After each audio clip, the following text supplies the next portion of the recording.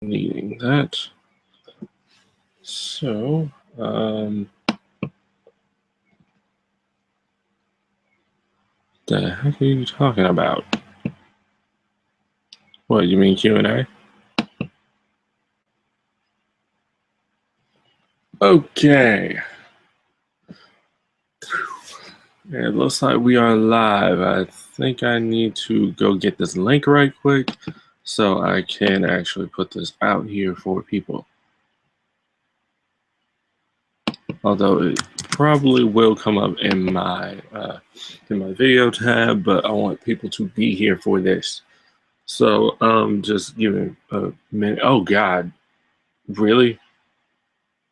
It's 12:22.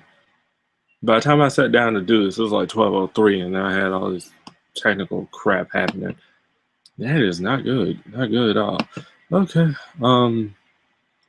Let's see. So there it is. Yeah, just need to go in here and update this and stuff and Twitter and all that good stuff. That's kind of what I hate, that I can't really like come into this and just adjust things as I'd like to.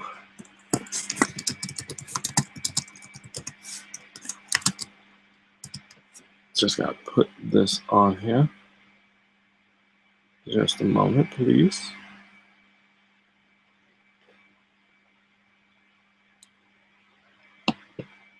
Going to post this.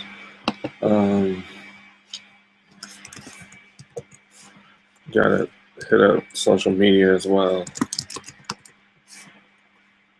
Okay, hang on, just give me a moment. But yeah, I hope everybody had a Merry Christmas.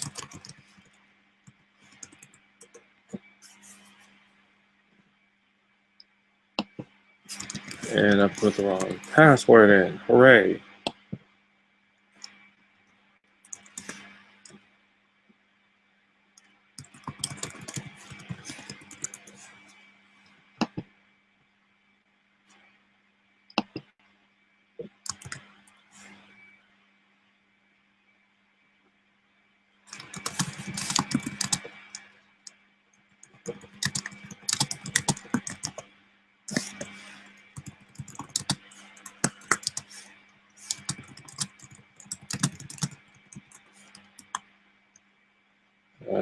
Okay, so we'll just be doing this kind of weird, but it's all right. I just kind of need like a moment because I'm already a little overdone and kind of wiped out. I didn't really sleep all that well last night. Oh my God, really? I'm on Twitter right now. I'm just seeing all this stuff in my feed that I missed like an idiot. Okay, well, anyway,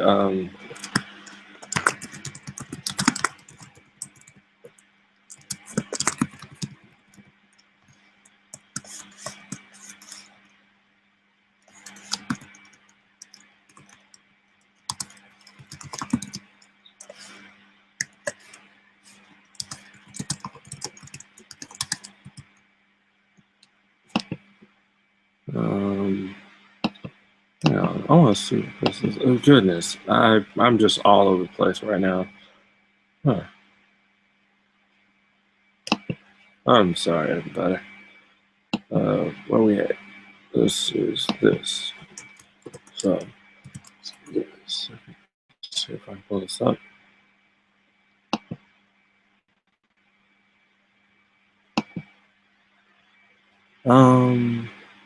You see it?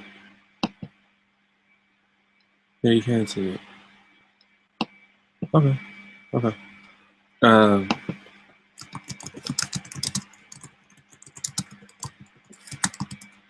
Okay, there we go. We're good. Just need to toss this around a bit.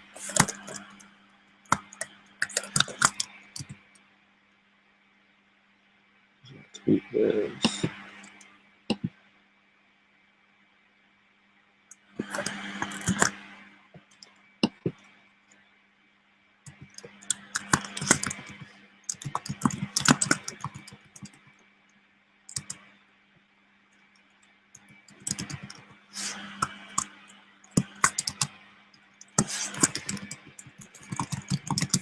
I really wish I had done this sooner, but I went and took a shower, and then uh, I was winded and trying to take care of some other stuff first. So I completely forgot.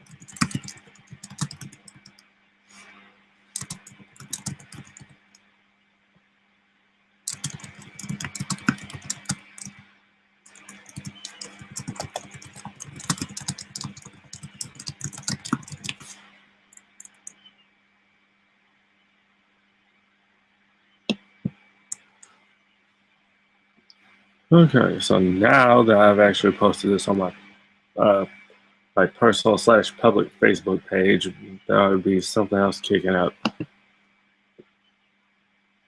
Okay, yeah, just kind of need to do that, take care of that. I'm probably also going to switch to my headset because, yeah, that fan noise is going to be in the video. It's going to be very annoying. And I frankly don't want people being annoyed by that.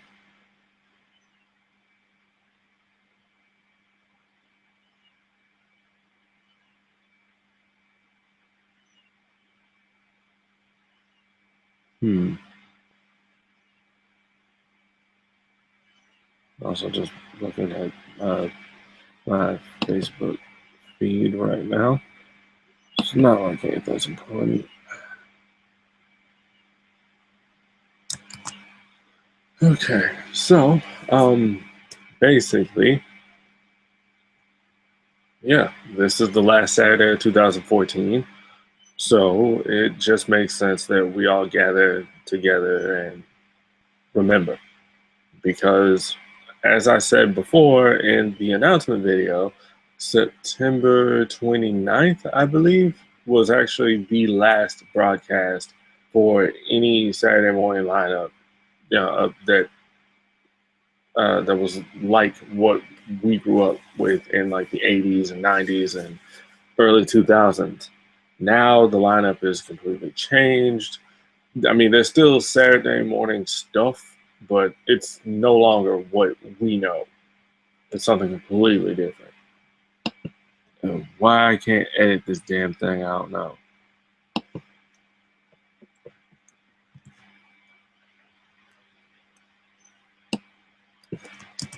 I don't know, just like go with it.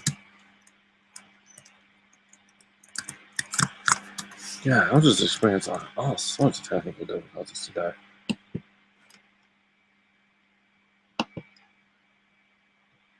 Yeah, okay, just give me a bit. Um, some people are still checking some things out. That's good. Hmm. But yeah, I don't know. I know a lot of people are. Shut up, Google. I know a lot of people are probably still messing around with with all their toys and goodies and stuff they got on Thursday. So yeah, unfortunately, I couldn't really enjoy mine. A PlayStation Plus subscription because, well, PlayStation Network was down, and apparently Xbox Live was also down, and it was just a mess. Just no, that's not how you do it.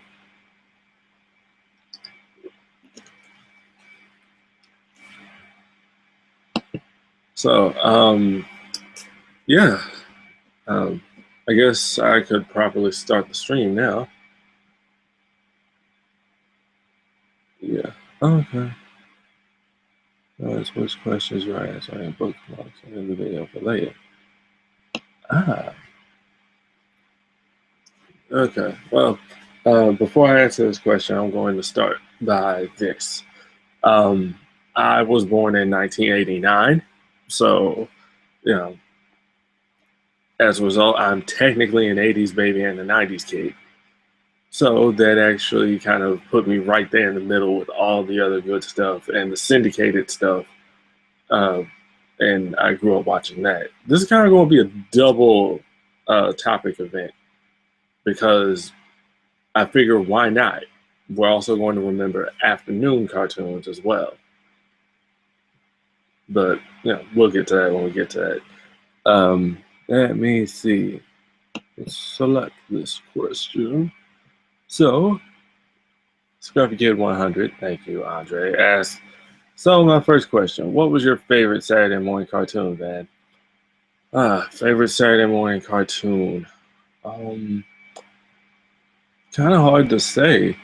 From the like mid to late 90s, I guess it might have been Spider-Man the animated series. That was amazing. If it happened to be a Saturday morning show, then it would probably be Power Rangers. But then again, that was kind of up in the air. It was all over the place. And then eventually they just stopped showing on weekdays and started showing it only on Saturday. But like I said, Spider-Man. Uh, I don't know. There was a lot of really good stuff back then. Some of it good, some of it not so good.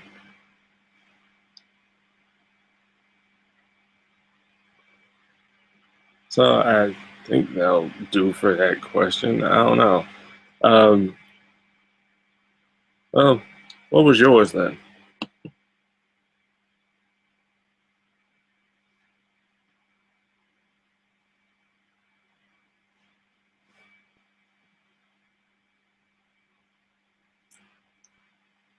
Yeah, I'm actually going to go get that headset because this is kind of a little embarrassing.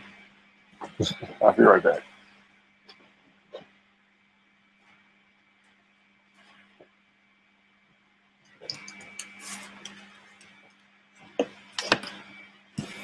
If Google tells you that's not a question, you say bollocks to that and you freaking kick it right in the gonads.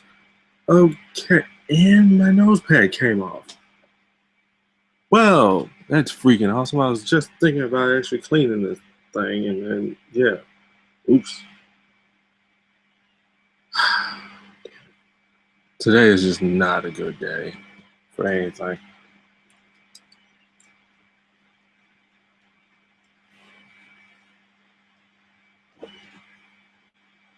Okay, so we're going to plug in and try to do this right this time.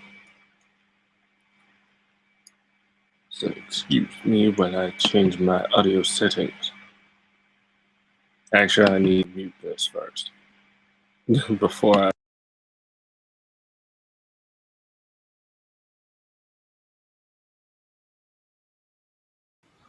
Okay, there we go. So that ought to help some things. I'm still tempted to put my glasses back on.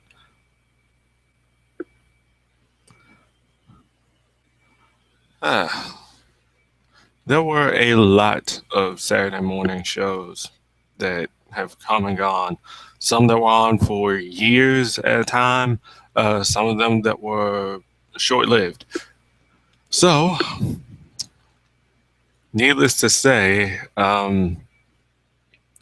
it's kind of a disappointing way to go out. For 50 something years, this has gone on, and then it just quietly just bows out. Heck, it didn't even bow out. It was just done. The very last broadcast was treated as um, it was just treated as a regular broadcast. Even Toonami actually treated it as if it was the very last. We got a proper final sign off and everything. This, no, I completely slept through it. Yeah, it's just awkward. And then TV tropes actually put it up there themselves. Yeah, there's something kind of neat and bittersweet about it. Hang on, let me see.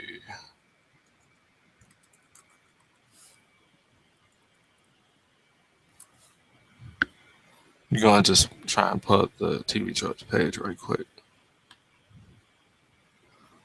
Okay. Let me see if I can pull up the showcase tab while I'm at it. I do want full screen this though. Okay.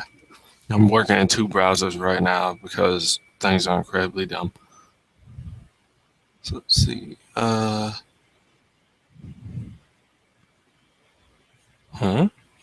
I've never actually used the showcase option, so I don't know. We're just going to jump on this. Does this work?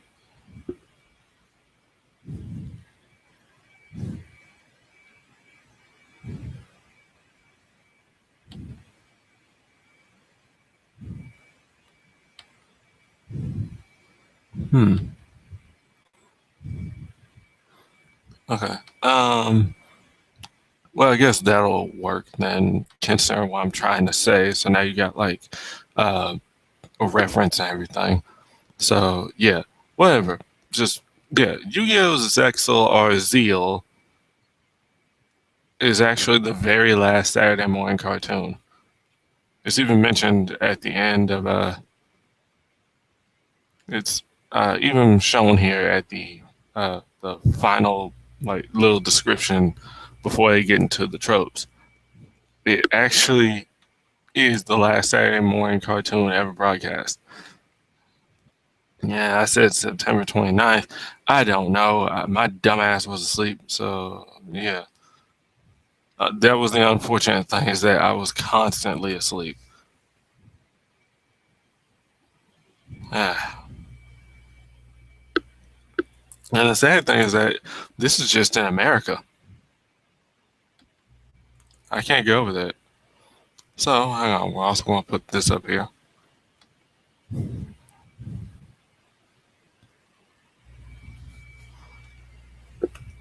So, yeah.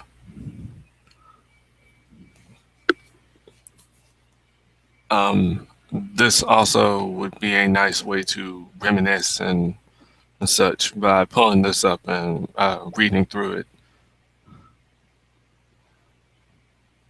Yeah. So we've seen a lot of shows come and go. All right. See, okay, I can actually go back to that first question. As much as I liked Spider Man, Jackie Chan Adventures was actually a lot better.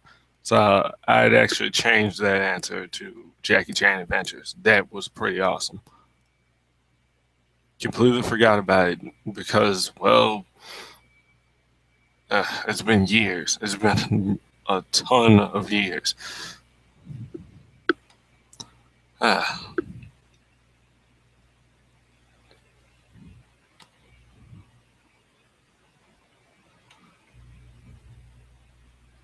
I mean, yeah, at this point, everything had pretty much been like syndicated in some way, shape, or form, and it just kind of backpedaled. And I don't know. So those are up there for you guys if you want to like read those or check them out or whatever. I think yeah, those are legit links. Okay, good. So yeah, but I'm basically just going to talk and we're going to go through it.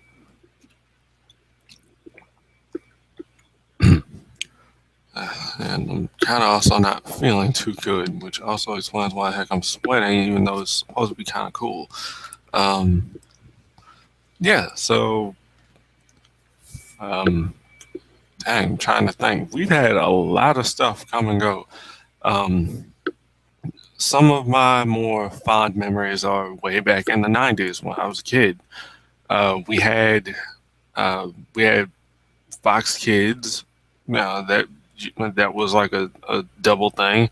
You'd have your afternoon lineup, and there would be stuff that would play from once you got home around like 3 in the afternoon, and then it would like go off around 5. So you got like various stuff there. You got Spider-Man the animated series, X-Men, uh, Power Rangers, Big Bad Beetleborgs, Mystic Knights of Terra uh, just that was a huge lineup. I'm trying to remember. Transformers: Robots in Disguise. No, that's the actual subtitle, Robots in Disguise. As a matter of fact, there's going to be a new Transformers that apparently has the exact same title, and that will be dropping, I think, next year.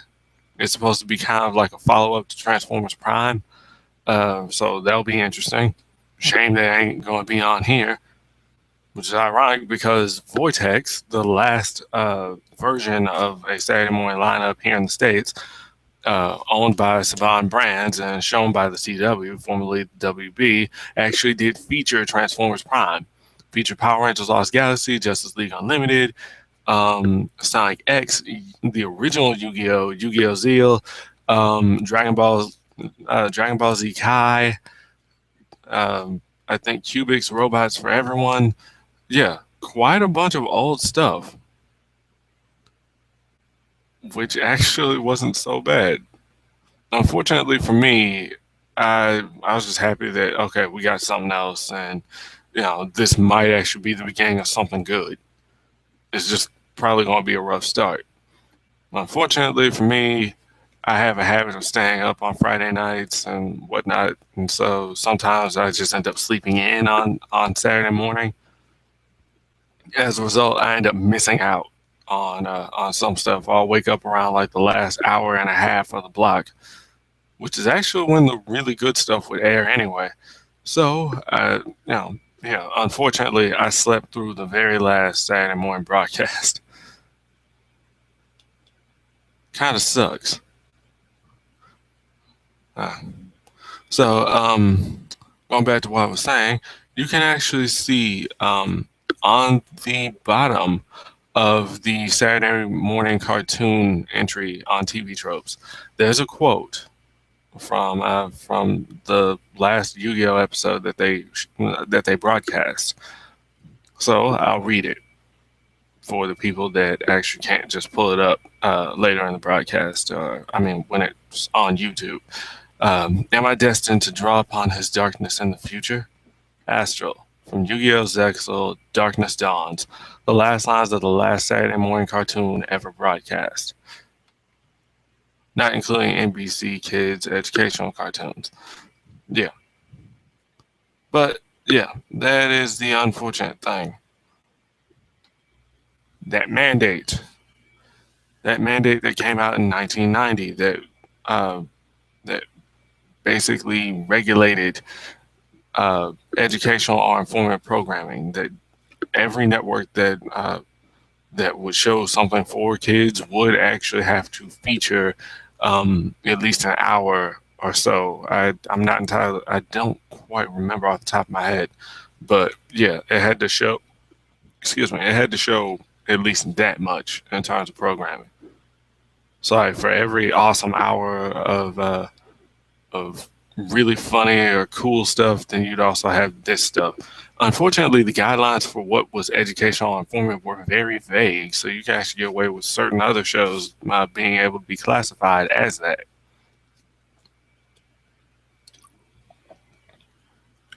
It's interesting. Um, I don't know. We've had like a ton of stuff. I'm going to keep saying that because seriously, this thing lasted for 5 decades, man. Kid you not. I mean,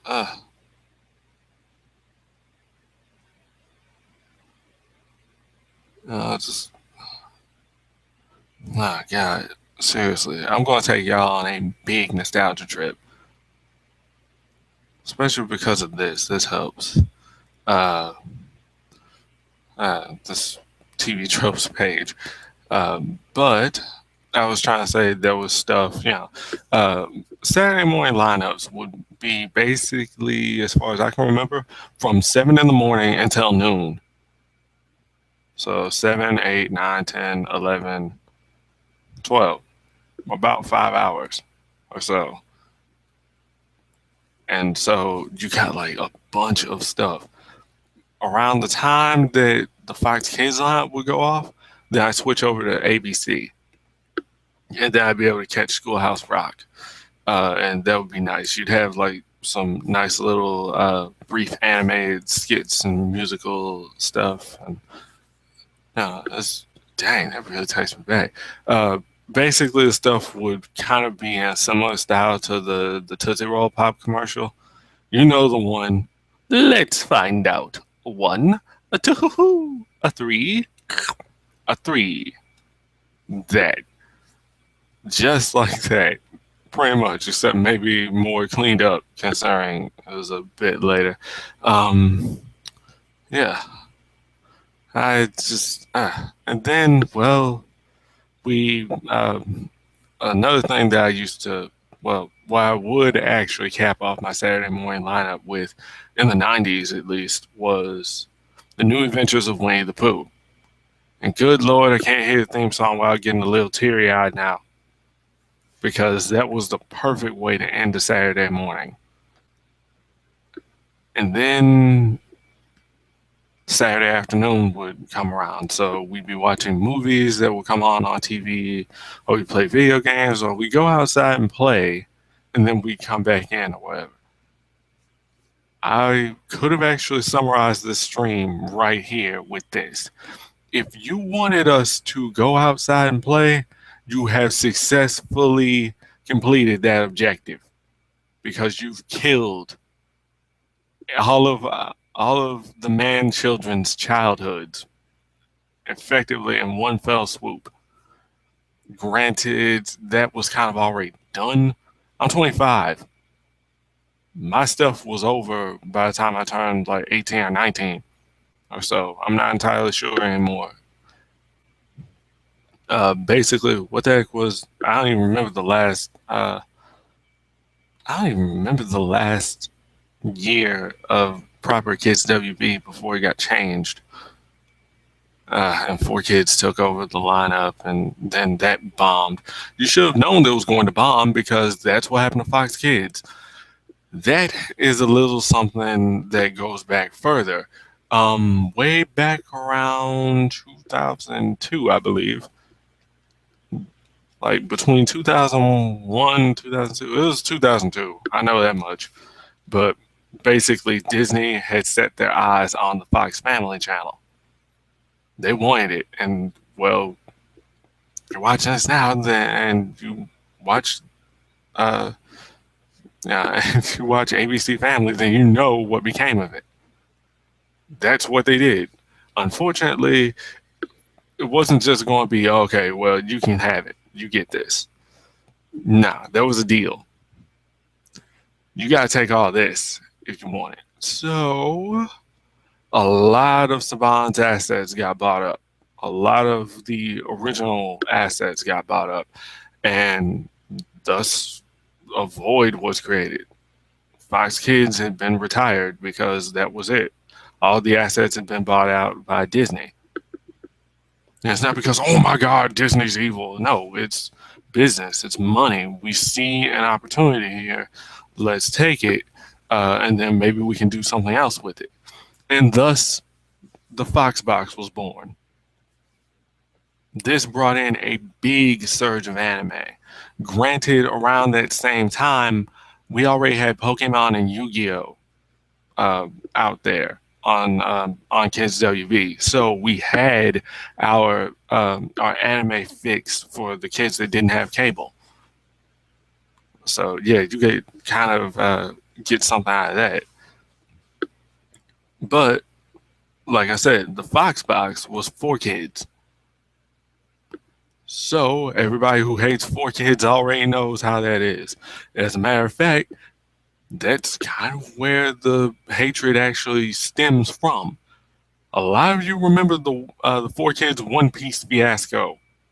I frankly don't know about it myself, because that was one of the few shows on there that I really didn't actually care to try and watch, because there was so much going on. It was still change and new, and then there's like the other common thing that I would watch. So yeah, I don't know. Heck, I was watching. There was like one show that I was watching on Foxbox, and it was Shaman King. I've actually mentioned that in my in one of my anniversary videos. Yeah, I went and did like this little arrangement of some of my favorite anime, and that was like one of the top anime on that list. Shaolin King is probably one of the best things that they ever had on the Fox Box. Anyway, the Fox box ended up being retired after a short amount of time. I think maybe a year or so. Might be wrong. I don't know. It's been forever. Seriously, that was 2002 slash 2003 ish. Around that time, a lot of a lot of personal stuff happened, and so those memories are kind of a bit hazy. That was another thing that I used Saturday morning cartoons to ease tensions with. Now, that's the other reason why I had my Saturday morning cartoons, to ease tensions. So I'm going to put that subject on pause, and then I'm going to jump to another topic. So that topic is the whole reason for Saturday morning cartoons.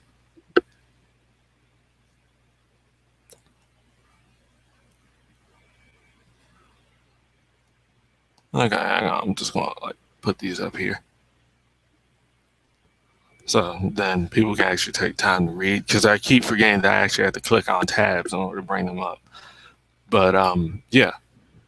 So you had school, and you had and you had like maybe some social anxiety or awkwardness, and you didn't really have friends. Well, you could actually come home from school and enjoy some cartoons, or after they got rid of those, then you could Friday. All right, I can't wait. It's the weekend. I don't have to go to school. I don't have to put up with none of that. I can take a nice, well-deserved break. Boom! Now you got a bunch of cartoons that you can watch, and well, there you go. And now that's over. Seriously, we had like so many different networks that would show stuff. NBC, CBS, ABC, uh, Fox, kids, the WB with their Kids WB lineup, which ended up being one of the longest running ones before eventually changing. And yeah, it was, man, dude, it just it's all over the place. Just I I'm nostalgia tripping so hard right now. It's not even funny.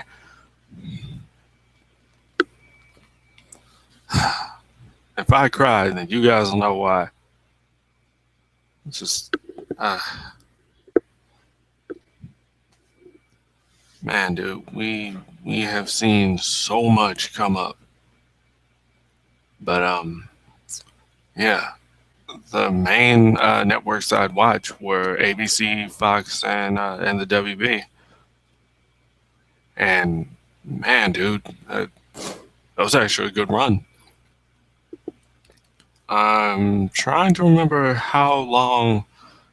Basically, it was up until I think 2005 or 2006.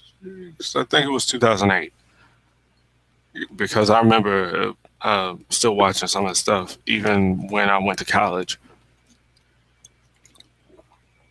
I know I'm a grown ass person watching cartoons. What? At this point, everybody's a geek. Everybody's a nerd, but everybody's a geek. Everybody has their interest in this, that, or the other. And then there's the nostalgia market. So it's not really a problem. It's just yeah,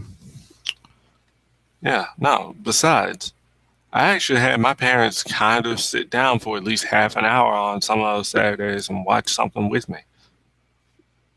Now, I had siblings maybe even sit down and watch a few things, and we enjoyed that time together. That was also a bit of family bonding. Not not everything is as you think it is. Oh well, families don't spend enough time together anymore. Oh man, children don't seem like they're very smart anymore. Like they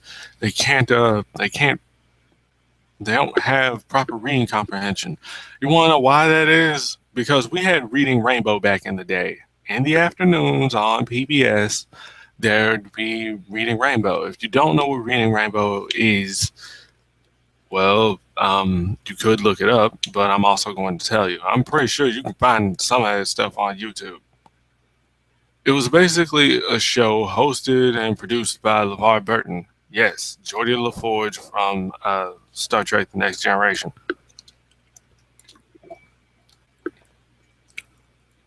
It was a show that would actually talk about books and it would read books and it would encourage children to read and be creative and even write their own stories. And my sister loved that show to death. I thoroughly enjoyed reading Rainbow also.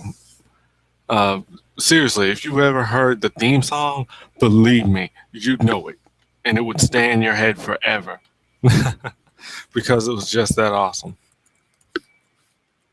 Hang on. In fact, I'm going to pull it up right now. It's probably going to end up getting the stream a copyright strike, but I don't give a crap. Okay, let's see. There it is. So, we're going to see about playing this, and it's going to be kind of crappy because I've got the headset on, but I'd rather it be this.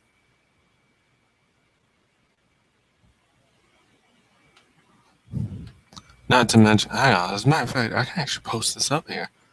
So you guys can actually see it. But I gotta put this stuff out there because you just gotta.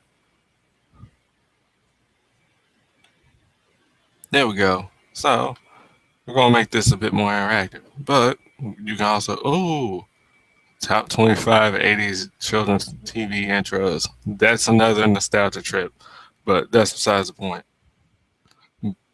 Let's listen to this.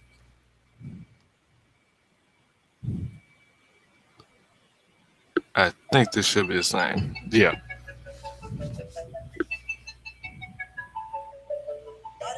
in the sky. I can go twice as high. Take a look. It's in a book. A reading rainbow. Yeah, that's a nostalgia trip. That's taking you back.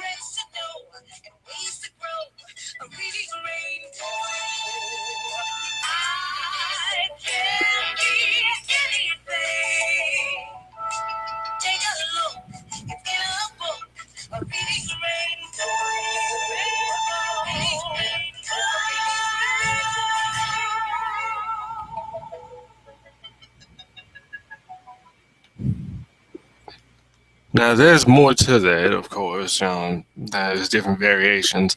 As a matter of fact, I do kind of remember it actually lasting for a while. And then it just disappeared. It didn't even occur to me that, oh, it's gone.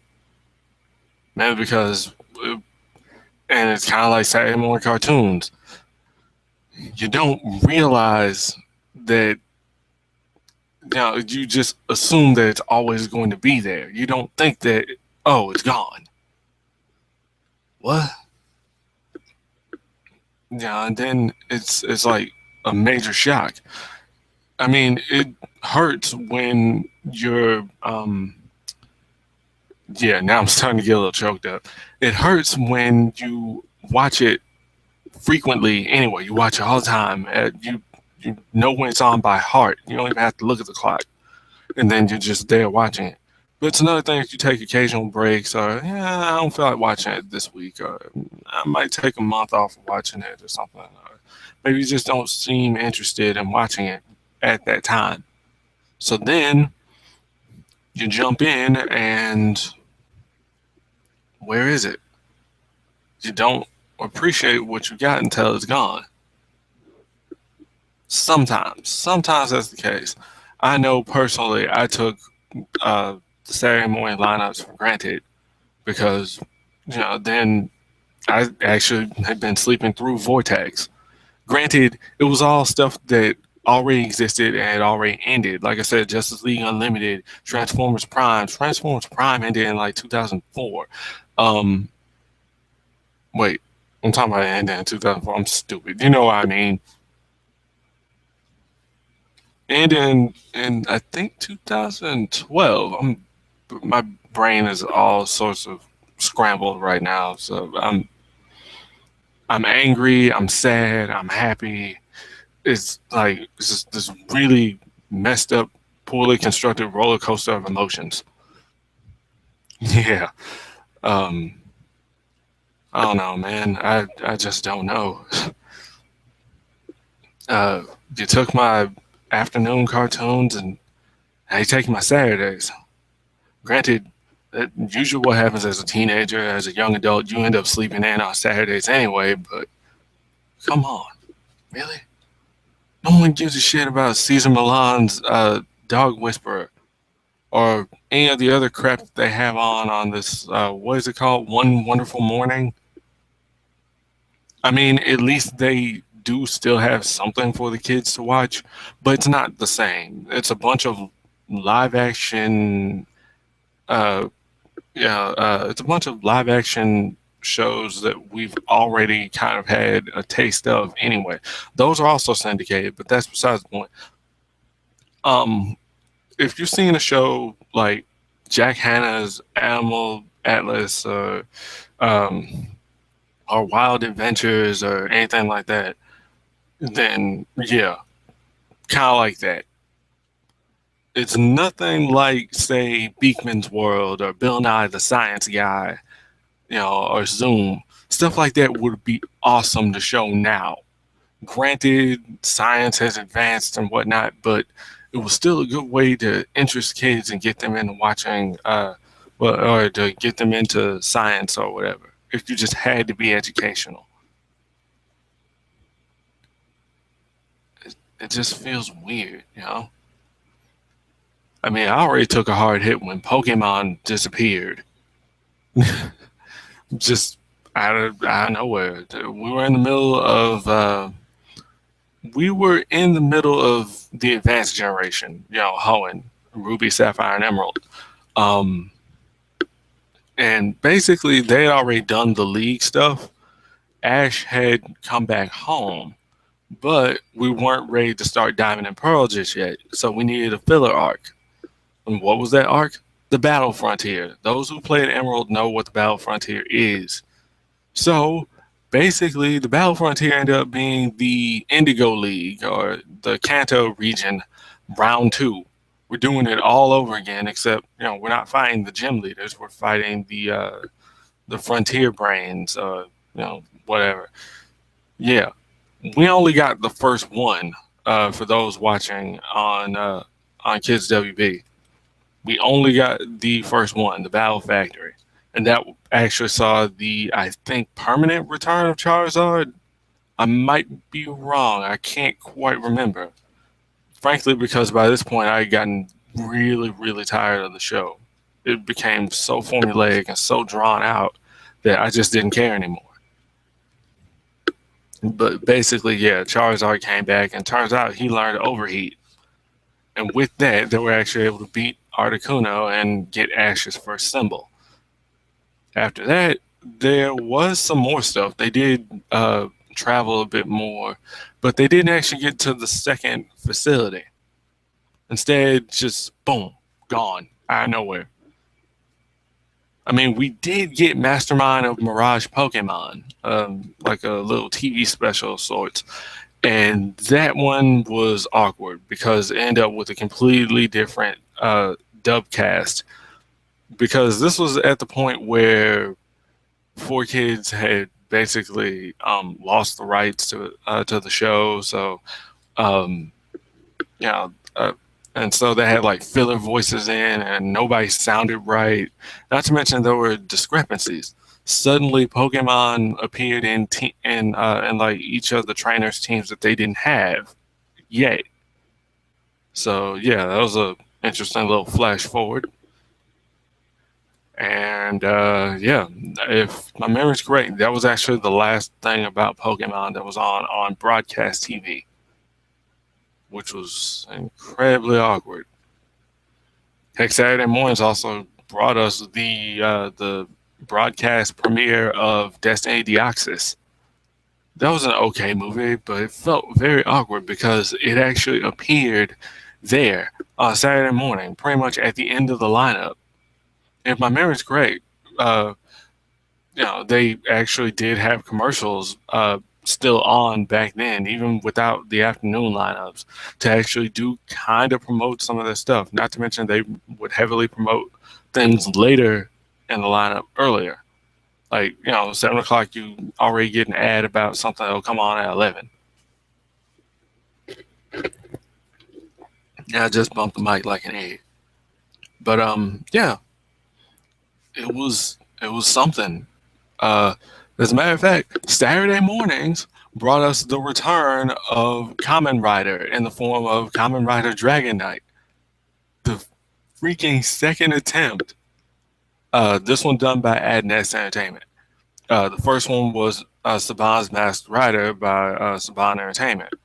And that one was nah. As a matter of fact, Masked Rider will be turning 20, I think, next year. Yeah. For those of you that remember that show, do you feel old yet? So, like I said, so Masked Rider was Kamen Rider Black RX. That was like the last series of the Heisei. I mean, the last series of the Showa era. And then there was like this long break, but they did have like some movies that would come up. And then in 2001, they brought the series back with Kamen Rider Kuga and the series revival. Ryuki, which Dragon Eye is based on, is the third entry. So yeah, they went and got that basically because it had like the most writers and they did this, that, and the other. This is basically going to be reserved for a Dragon Knight review. I've been planning this thing for a few years now, but yeah, that actually wasn't so bad. The only downside was that it was competing with, at the time, the very last Power Rangers series, Power Rangers RPM. As a result, there's a huge clash between are you going to watch this show or are you going to watch this show? Because, well, they were on in the same time slot, and then, well, see, this is post digital conversion, so now I can't just tape one with my VCR and watch the other because for one thing, my VCR doesn't work anymore. And then, well, now with the converter box, crap, now I can't. But, hey, I got a digital TV at this point and all, but that's besides the point. Thing is that it was a conflict of interest because, it's depending on how everything was set up, you could only watch one, maybe, at least in my case, or maybe you could watch one and record the other, which is usually how I would handle this stuff. Needless to say, I managed to get to watch all of RPM because that at least did give you some reruns. Dragon Knight got messed over hard. Why? Because I think they took like a couple of episodes and they actually showed them on the next Friday, I think in like the afternoon. This is after there were no more afternoon cartoons. So the fact that that came on around the same time as the Maury show, the Tyra Banks show, and I think maybe Judge Mathis or whatever, nobody was going to be watching. And crucial stuff happened in one of those episodes that they showed. And so then when you watch that next Saturday, you have no idea what just happened. Making things even more ridiculous is the fact that they were almost done with the episode order for the series. That was it. There were only like maybe 2 more episodes left, maybe 3. What happened? They pulled it. Mainly because it was the end of the year. We're getting ready to start the year over.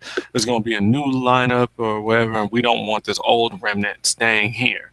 So, what? You can actually get to watch it online.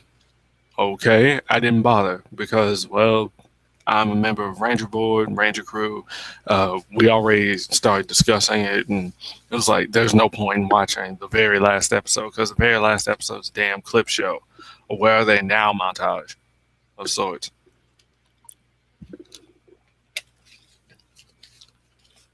I wouldn't watched it on YouTube because there was a channel that actually uploaded all of the Kamen Rider Dragon Knight stuff. Um, I got to see the proper finale, and then I got to see the episode after that. That was rough, but like I said, that's for the Dragon Knight review slash rant. Um, we got some other things that also came up. Uh, like I said, Jackie Chan Adventures. We got to see all of that series from beginning to end. Shaolin Showdown. A lot of people watch that, I'm sure. Then now we have Shaolin Chronicles.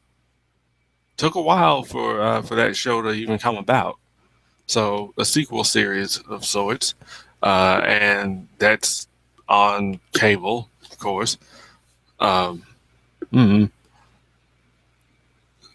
I don't know. I'm just kind of running out of steam now because I got fired up, and basically my train of thought is all over the place because we have so many shows that have aired from top to bottom.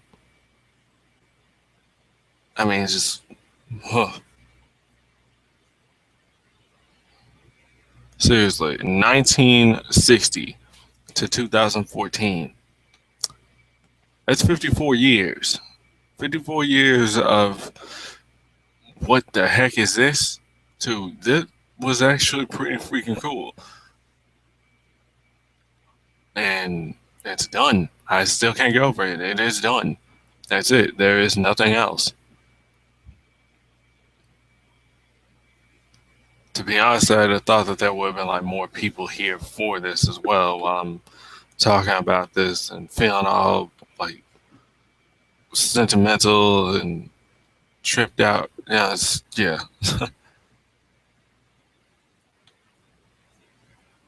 Uh, I don't know. But any more questions? How about that?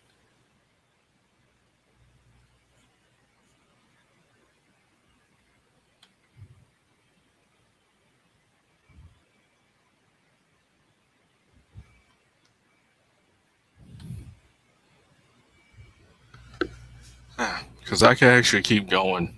I could probably go on for forever.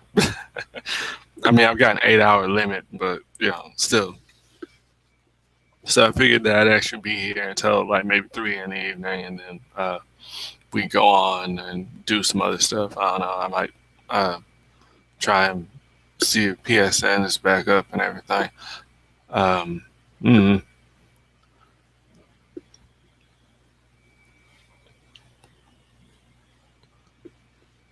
Seriously, man. Another, yeah, we've had several shows that actually managed to see their actual end and not just be canceled, as far as I know, anyway. Like I said, uh, Shaolin Showdown, Jackie Chan Adventures, Digimon, the first season, the second season, the third season. Um, the fourth season was kind of caught up in the middle.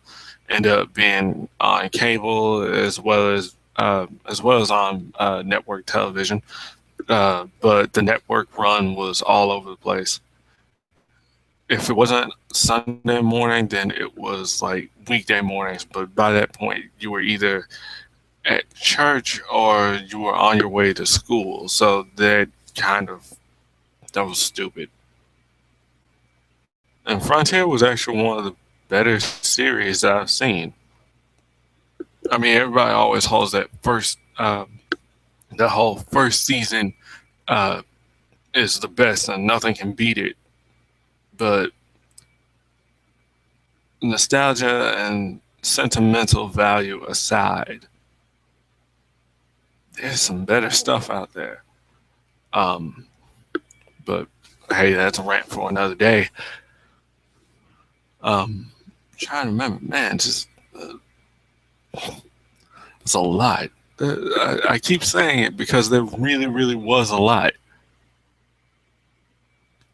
Um, that's the other reason why I brought the list up because there's just, huh. Also, need to check. I'm double checking Twitter and Facebook too, just in case. Although that's the thing, I don't really have people follow me on Twitter. Don't see them follow me on yeah, whatever. I really don't care.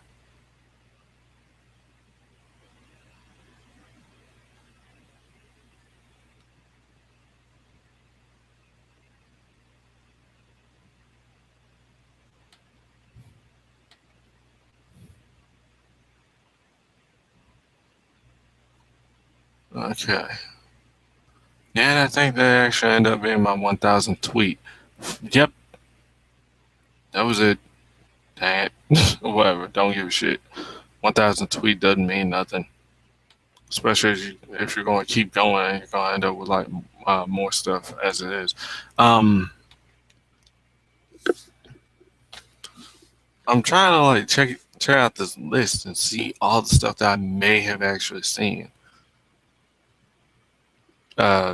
They brought back like the new Scooby Doo, or well, they brought back Scooby Doo as What's New Scooby Doo, and that kind of sat about for a bit. It was okay. It did feel like they tried to update the old formula while trying to keep it. So then they had like another update called another update after What's New Scooby Doo called Shaggy and Scooby Doo Get a Clue, and that one was just those two, uh, and they were basically in kind of more of a James Bond esque series instead of the traditional thing. I don't know. There's a whole bunch of stuff that's on this list that I put out. Um, I said the New Adventures of Winnie the Pooh, Nightmare Ned. I think I saw that. Let me see. Yeah, yeah. I vaguely remember that. There was um, there was Disney's Doug. There was Recess. There was Pepper Ann. Uh, yeah, and that was like the earlier lineup. See, now I remember what else I wanted to do. I just wanted to name drop stuff. So then you go over into like the late 90s, early 2000s ish, and then you got well, I can't even say current. Then you had that ABC lineup. You had the Proud Family, Kim Possible, Sweet Life of Zack and Cody, Lilo and Stitch, Hannah Montana. Even though I really didn't care about the live action stuff, outside of maybe say Lizzie McGuire, and that was basically because that was syndicated, brought over, and whatnot. And even then, I didn't really watch it. Um, I don't know. I barely watched any of the stuff that they showed. Although Lilo and Stitch was actually good. There was there was just like so much stuff. Seriously, like I said, 54 years of history. That's double, well, practically double my age. Seriously, I'm 25. That's 54 years of stuff.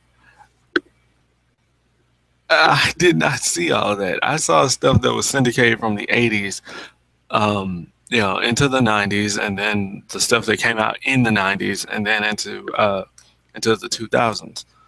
So I have fond memories of all of that stuff because, well, that's pretty much all that I had. If it wasn't video games, if it wasn't books, it was cartoons. And that's the reason why we're here. That's the reason why this stream is going on. Because, well, it's not like how it was. And unfortunately, it won't be the same. I'm hoping that at some point, maybe a few years later or so, eventually it'll go back. Everything will be syndicated, yeah, but it'll go back. Because believe me, if Saban had cut a deal and managed to get MLP and Vortex, fuck you, because I don't care. It would have worked. It would have worked.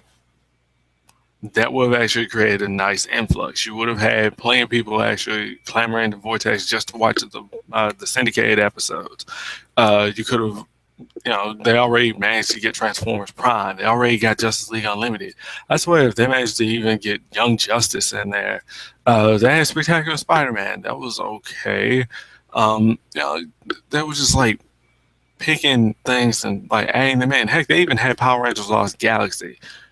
It was theorized that Saban was actually getting ready to basically make the jump and add their new show into the lineup, and that would be its new home. Unfortunately, cable and the internet have killed uh, network TV. That is a big downside. And I'm not saying, boycott them, never watch anything. I'm not saying that because, to be honest, that opens up a lot of avenues. Seriously, if there's a station that shows cartoons all day and all night, oh heck yeah, I'm gonna get on there. If I had cable, I would have been watching stuff. I missed a crap ton of anime in the 90s. So now, yeah, we have video on demand. We have sites that are actually archives. People do care.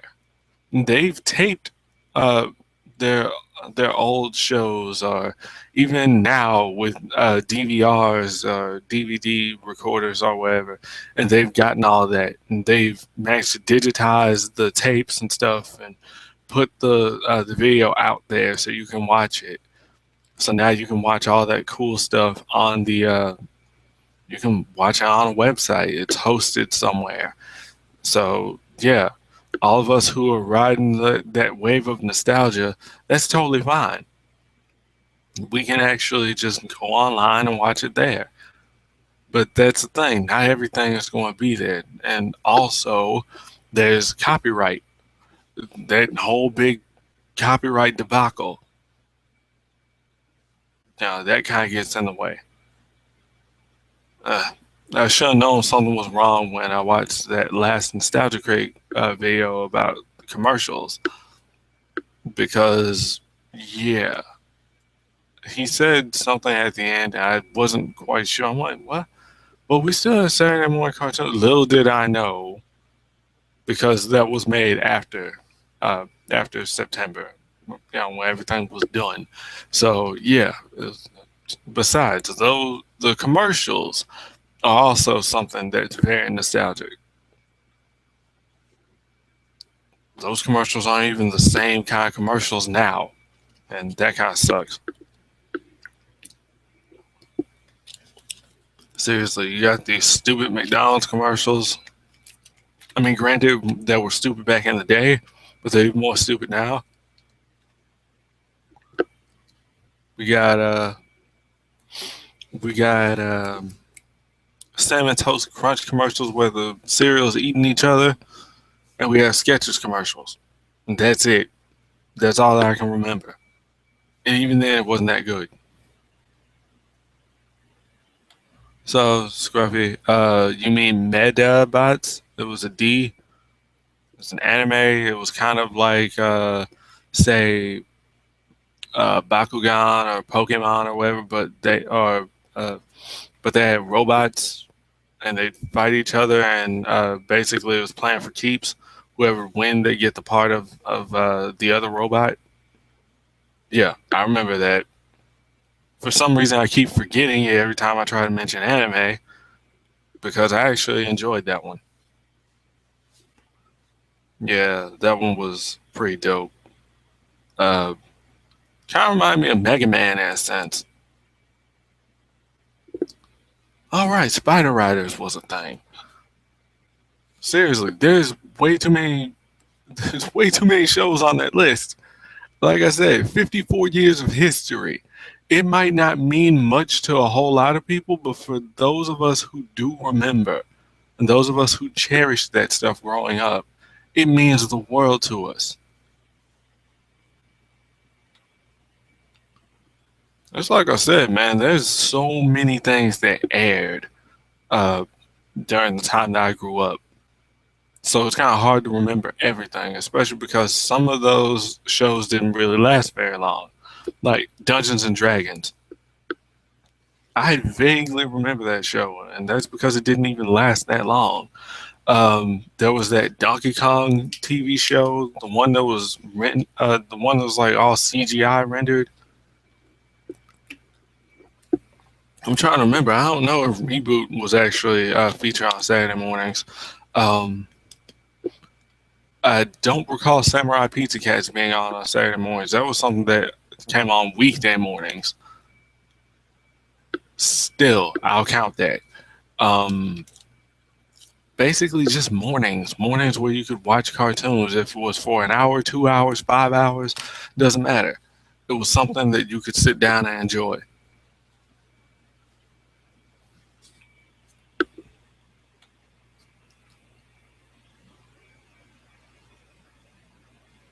Hmm. All right, everything's lined up by network. All right, there was Batman the animated series. There was the Batman. I actually kind of enjoyed that. Some people probably hated that, but I liked it.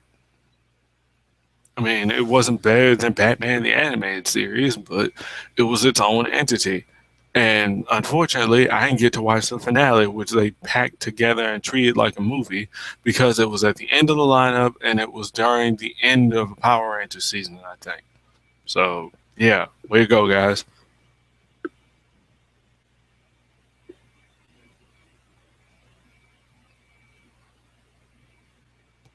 Hmm. There's Mighty Ducks animated series. Um, there's Tarzan animated series. Not entirely sure which one. That's Fantastic Four. There was a whole bunch of Marvel animated series long before the Avengers came along. Uh, the movie, not the because yeah, before Iron Man Armored Adventures, it was just Iron Man the animated series. There was several Spider-Man series before the one that I watched in the '90s.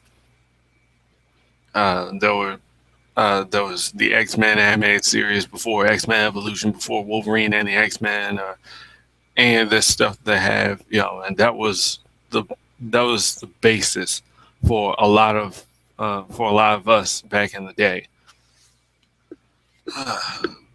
So we'd actually just sit down and watch that stuff.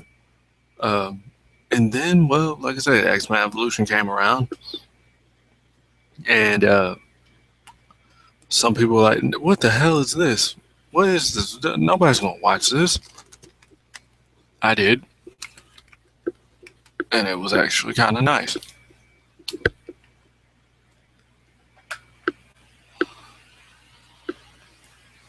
Mm.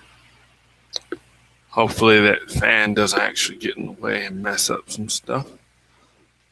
This is why I also switched to the headset so I could keep this thing cool because for some reason it wants to get hot. That was Attack of the Killer Tomatoes, Yo Yogi, yeah. So I'm just pulling stuff off of this list too because I can't really remember. There's Tiny Toon Adventures, Tasmania, Animaniacs. No, I didn't forget that. It's just, Card Captors, aka Card Captor Sakura, Earthworm Jim, Freakazoid, Hysteria, Jackie Chan Adventures, Johnny Test, which was actually one of the ones I didn't really give a crap about, Legion of Superheroes, which was actually okay. Lunatics Unleashed, another show that had some stuff go on for it, but it was okay. Men in Black, the series, which I kind of forgot. Uh, Mucha Lucha, oh my goodness. How did I forget Mucha Lucha? I didn't. It's been on my mind, but not recently. That was a freaking Saturday morning cartoon. Seriously, it was awesome. It had energy to it. It was silly and it was absurd.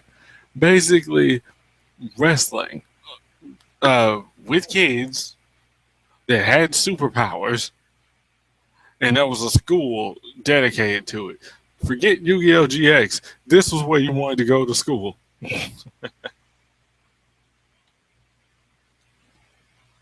So thank you, Kids WB, for showing all this stuff here.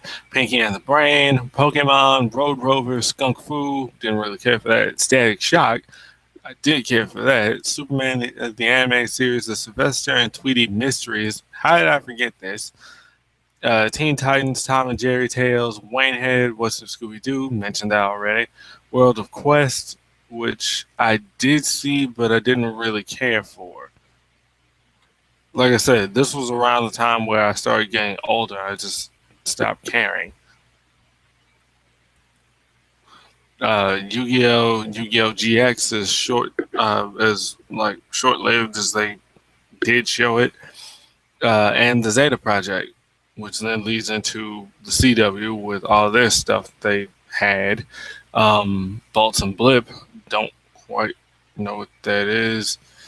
Cubics, Robots for Everyone, Digimon Fusion, which was basically Cross Wars. Yeah, that was something that was syndicated. I believe that was on Disney XD. Dragon Ball GT. What? When the heck did they show that? Justice League, Magi Nation. Yeah. New Adventures of Nano Boy. Rescue Heroes. That was definitely a show that they still had as a holdover from Kids WB. Like, managed to start showing that, and that actually wasn't a bad show based on toys. It wasn't. I mean, that in and of itself, I think, was counted as an EI show. Uh, the Spectacular Spider-Man, Sonic X, TMNT 2003, Yu-Gi-Oh, Yu-Gi-Oh 5Ds, and Yu-Gi-Oh Zexal. Yeah, I almost forgot about 5Ds being as a part of that lineup, and it was something that actually almost got a full run. The way that 4Kids cut it, it did get to finish. Mainly because then they were going to mainly because they were going to go straight into the new series instead of run the final arc, which they kind of should have, but whatever. Um, Transformers. Wait, you mean the very first?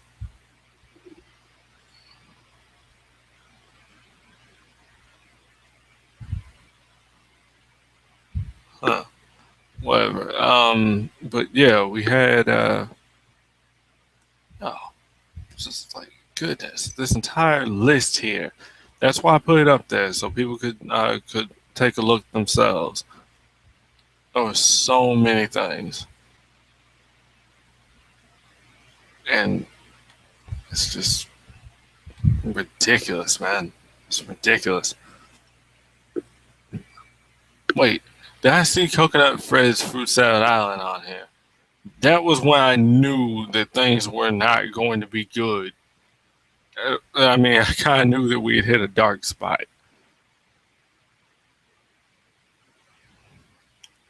Let's see. They don't have it on here. Oh, come on. Yeah, I know it was bad, but you could have at least still featured it on here. That was something that was on Saturday mornings. Come on now. Good. But you featured Johnny Test. That show was never good, in my opinion. No, I liked it better when it was called Dexter's Lab. That's what. Sure, as a matter of fact, Kids WB actually did manage to get in with Toonami. They actually showed at least 4 shows for, I'd say, maybe a month before they actually stopped showing them. No idea why.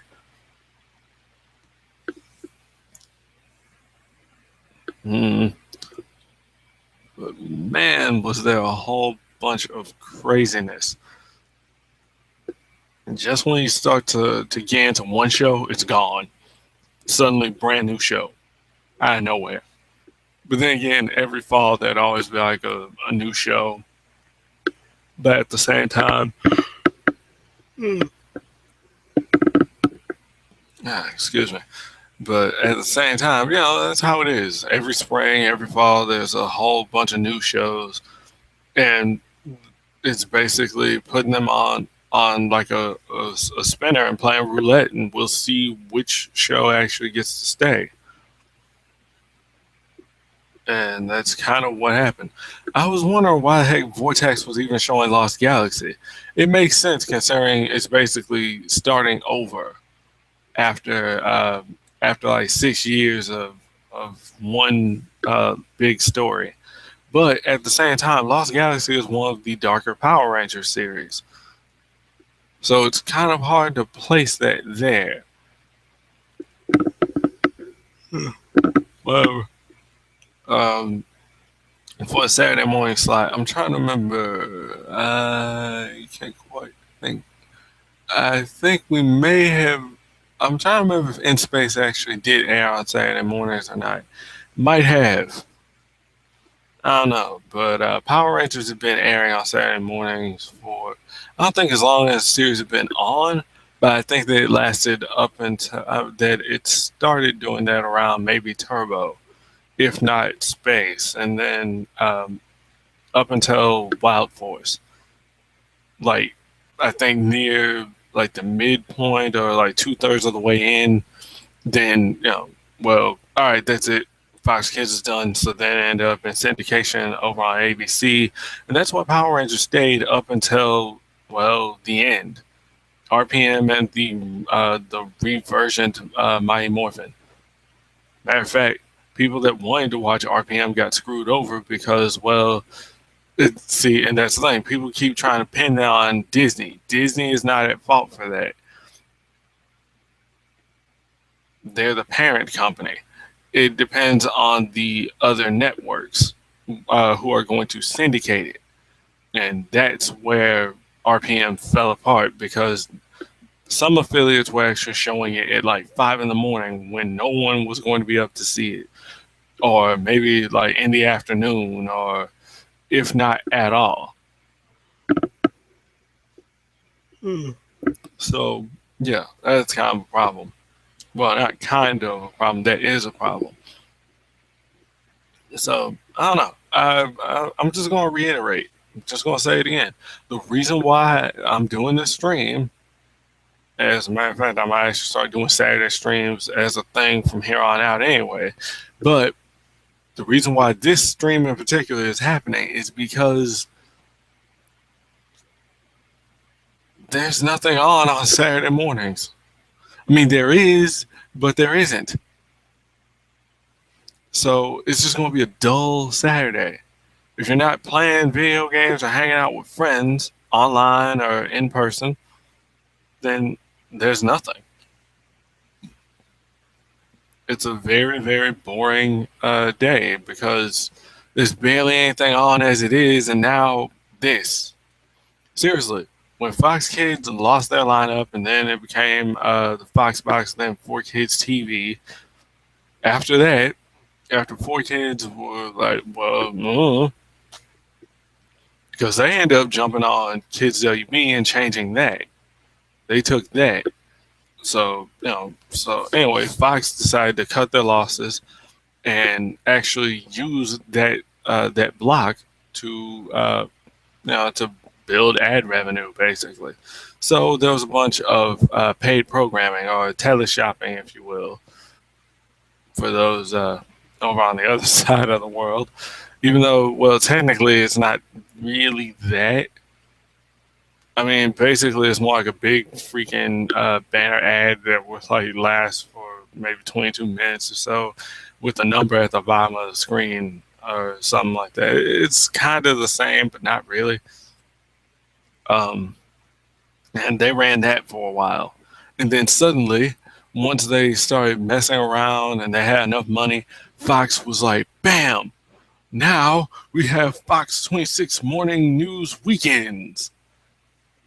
This is around the same time that they had already expanded from, like, say, I don't even remember what time the original news was on during the week.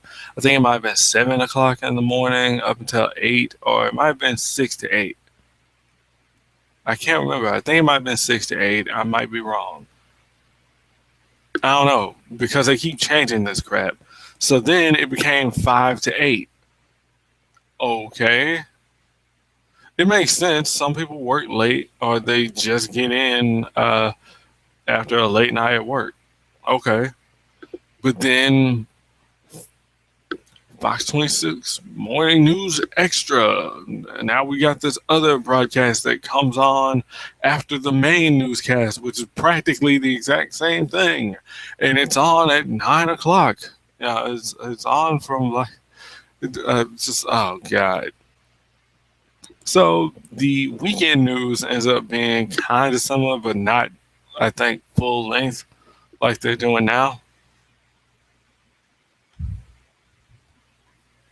This. I remember a station called Jetix that showed all the cartoons and other Saturday type shows that we love to watch. I think they were around for a year or two and then changed to something else. I actually do remember Jetix, but only because there was some sort of affiliation with BVS, the production or whatever responsible for the Disney era Power Rangers. And if it weren't for Jetix, that we wouldn't have had RPM because they had like some Jetix and Bandai of America had like some say in the matter, and they got pissed because Disney didn't want to do anything. Uh, so yeah, I don't know. See, that's exactly what I'm talking about. If it doesn't change into another entity, then it ends up just dropping off the face of the earth. It's like no, no, we're not doing it. Nope. Kind of stupid, but hey, that's how it is. I don't know. I'm seriously trying to like think of some things. I really can't.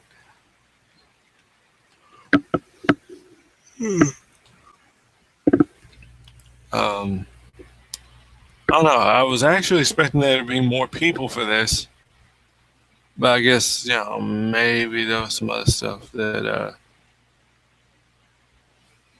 maybe there might have been some other stuff that was happening. I don't know.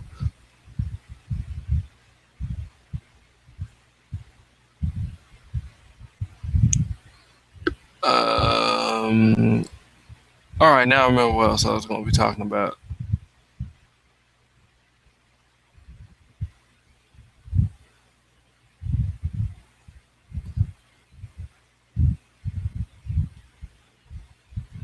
But I'm also reading stuff on. I'm also checking out my Facebook feed.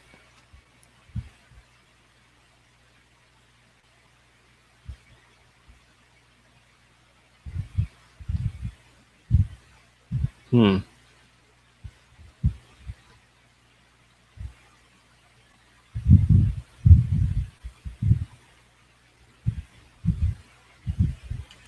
It's actually a little frustrating. I don't know, personally. I mean, it's kind of one of the reasons why I basically wasn't even sure about continuing with my channel and all this other stuff because this. But then again, I get my stuff on the rebound, like after it's over and everything.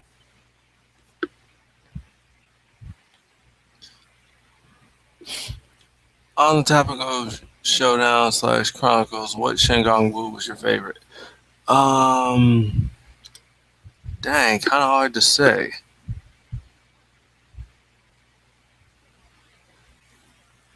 Um, hmm.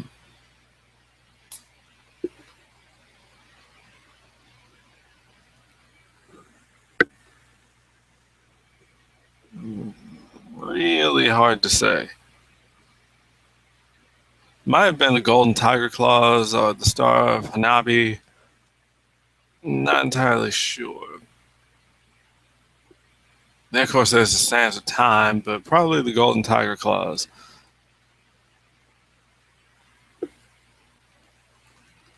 Man, it's just constantly raining off and on here. Well, no wonder why. I tend to be connected to the weather, so my mood is kind of like out there. It's just a mess. Well, what was your favorite Shangang Wu? Come on, this ain't just me here. This is everybody. It's pretty much I don't know what the heck everybody is. Well, it's a Saturday. It's the first Saturday after Christmas, so I really don't expect people to actually be here. People are still out of town or on their way back or whatever. People are playing with whatever they got on Christmas or hanging out or something. I don't know. See, and that's how Saturdays are going to be spent now. Then again, it's Saturday afternoon. I don't know. See, some people have to work. Some people probably haven't even gotten back yet.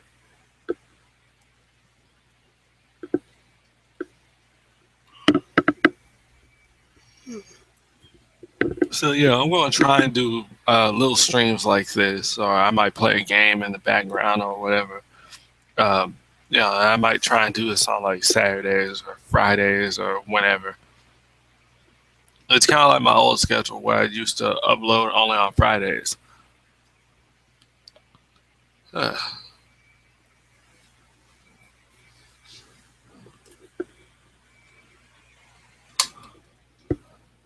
I'm feeling incredibly dehydrated. Uh, but yeah, trying to remember. Eek the Cat slash Eek's Extravaganza. Good lord, that was crazy. See, I'm gonna go on a total nostalgia trip. This is called Remembering Saturday Mornings, but we're remembering everything because there's no afternoon cartoons anymore. There's no Saturday morning cartoons anymore on network TV here in the States. Might still be going on elsewhere because I know it still happens in Japan. Um, might not happen. I mean, yeah, because that's the thing. We still have stuff on cable, so you can watch stuff whenever you want to.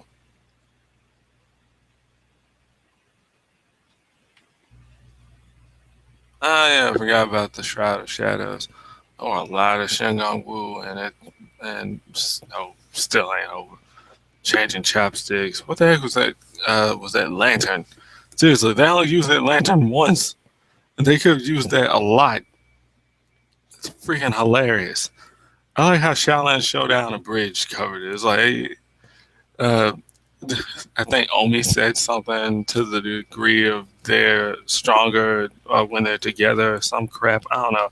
It was something really, really corny at the same time as awesome. And they're like, yeah, we're never using this again. And that's exactly what happened. They never used it again.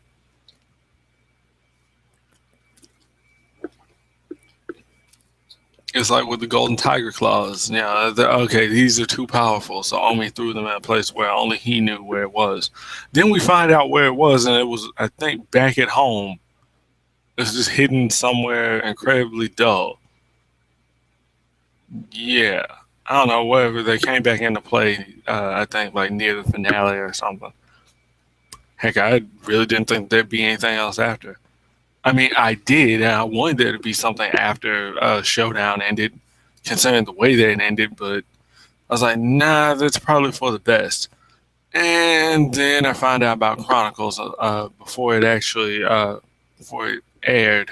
I was like, yeah, but probably shouldn't. I don't know.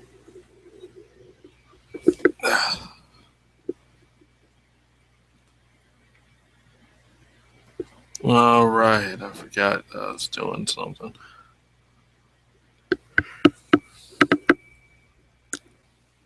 Yeah.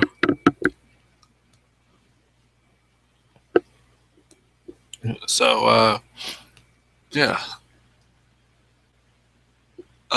there's plenty that I can fondly look back on, but I'm going to jump back to Jackie Chan Adventures.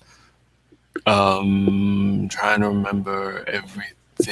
There was the first arc with the talismans, and then there was trying to. I'm not going in order.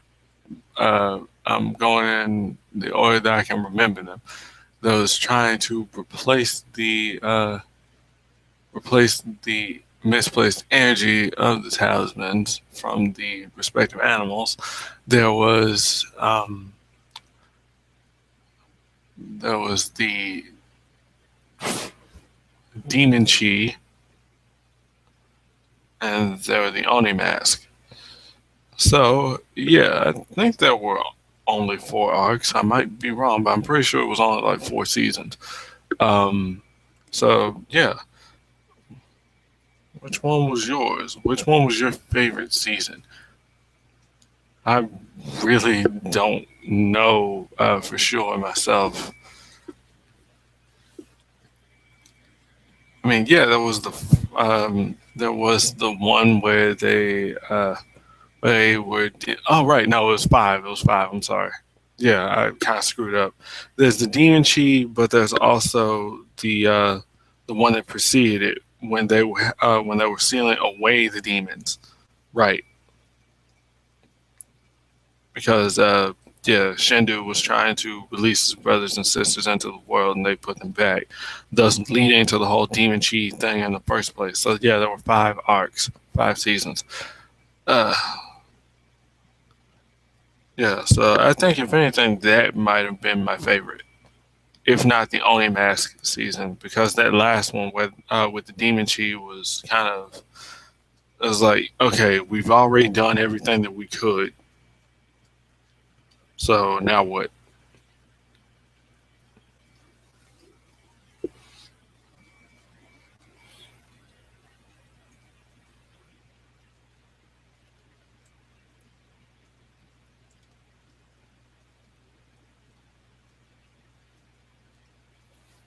Hmm.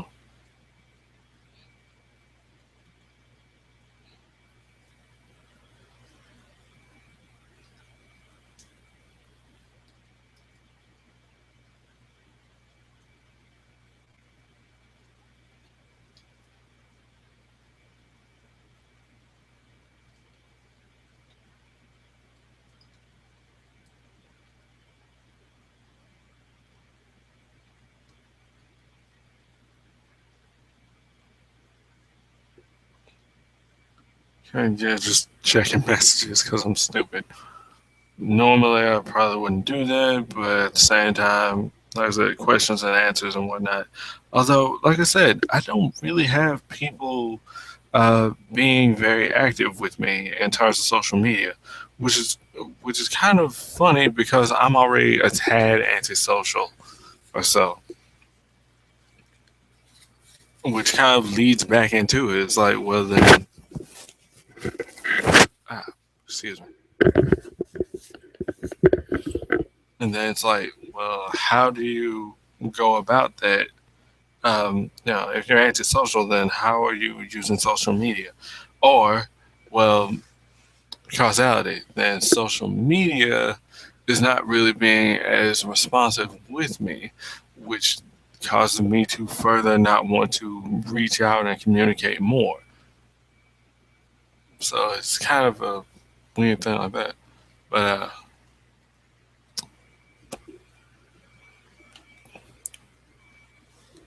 I'm going to go with the cop out answer of the first season.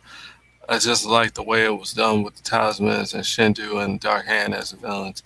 The one where they were going after the demons was pretty decent, but I don't know. It was like more to it. I mean, yeah, I mean, because you had like a bigger end goal. I mean, you had one in the first season too. We were going to get all 12 talismans. For what? Why? What's going to happen? It's not like, okay, in Dragon Ball, where the ultimate goal was to summon the dragon so he could get a wish. Weren't sure what the heck the wish was going to be, but there you go. Although I believe Goku's motivation was he wanted to wish his grandfather back to life. Um, See, I was thinking about this while I was in the shower earlier because there's stuff that I keep reading from Dragon Ball fans that just really irks me. Like people saying Dragon Ball Z is the best anime of all time, when to be honest, it doesn't really fit into like a lot of other things.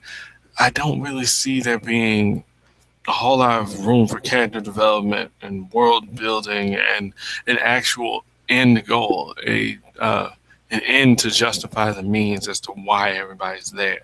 That's going to be in like a whole other discussion because that was not why I wanted to do that. I didn't want to do that here. Uh, but yeah, you got an idea of what they were trying to do in the first season of Jackie Chan, uh, and it picked up, and they kept escalating as it went on.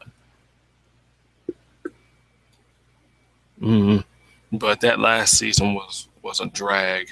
It really was.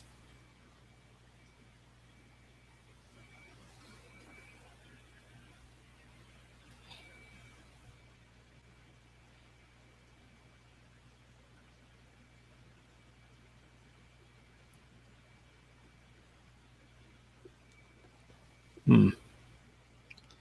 Um, Going back to Pokemon, the first season was okay in retrospect, but the yeah, going to the Johto region, that is probably like my favorite uh, thing that they had done. I don't know, some fond memories there, and it's also where I consider the series to have ended. Um, I don't know.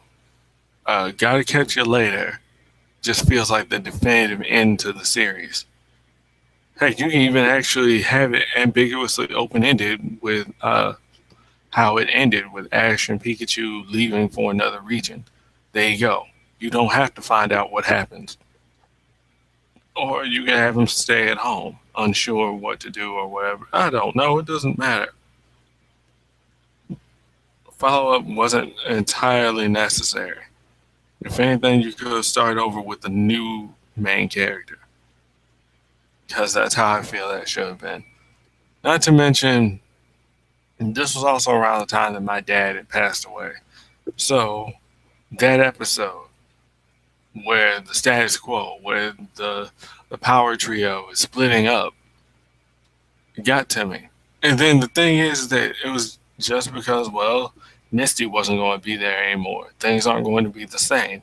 Turns out, Brock was also leaving. He just didn't say anything. So that shook up my world even more because, like I said, I take comfort in my other stuff, my books, my video games, my cartoons, and that just changes everything. Oh no, what? Yeah, but I don't know. I feel like that's where the original group should have ended. And I don't know. It was a good season, and we did some pretty awesome stuff there. But then again, of course, then Ash would have gotten Charizard back and whatnot. You could have came up with a way that they got him back in your head after the fact. Like I said, no, that could have actually been the perfect ending for his run. You could probably come back after like some years, and now we see an older Ash, and things are better. And now he's actually a gym leader or whatever, or he's a regional champion, getting ready to go into like this other league or whatever. I don't know. That's just me. Seriously. Another time that I actually did cry over a Saturday morning cartoon, yeah, I'll admit that, was the end of the first season of Digimon.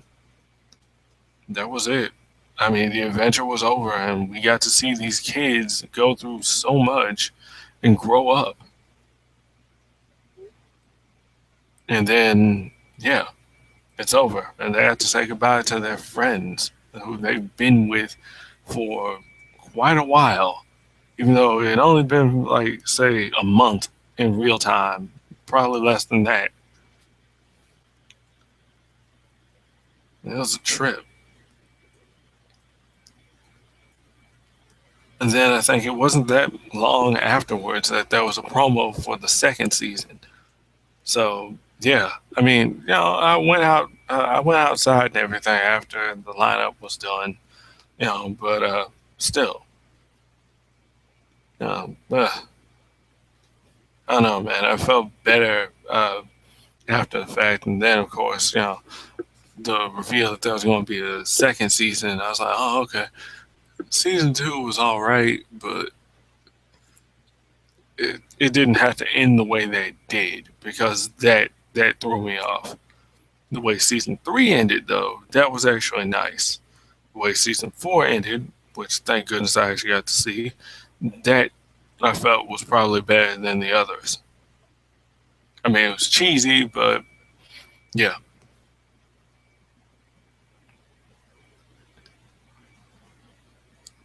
I mean, come on. That the ending for Digimon Frontier is not that much different from any of the other endings, especially the second season ending.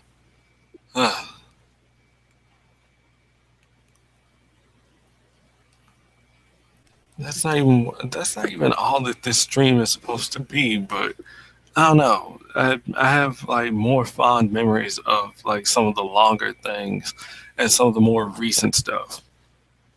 I really wanted this to actually be more than what it was because, well, yeah, it's just like me and one other person. Granted, everybody else is going to be able to see this after the fact, but I just wanted this to be a bit bigger, a little bit more interactive. Mm. Doesn't help that I'm not feeling too well, but hey, do what you do.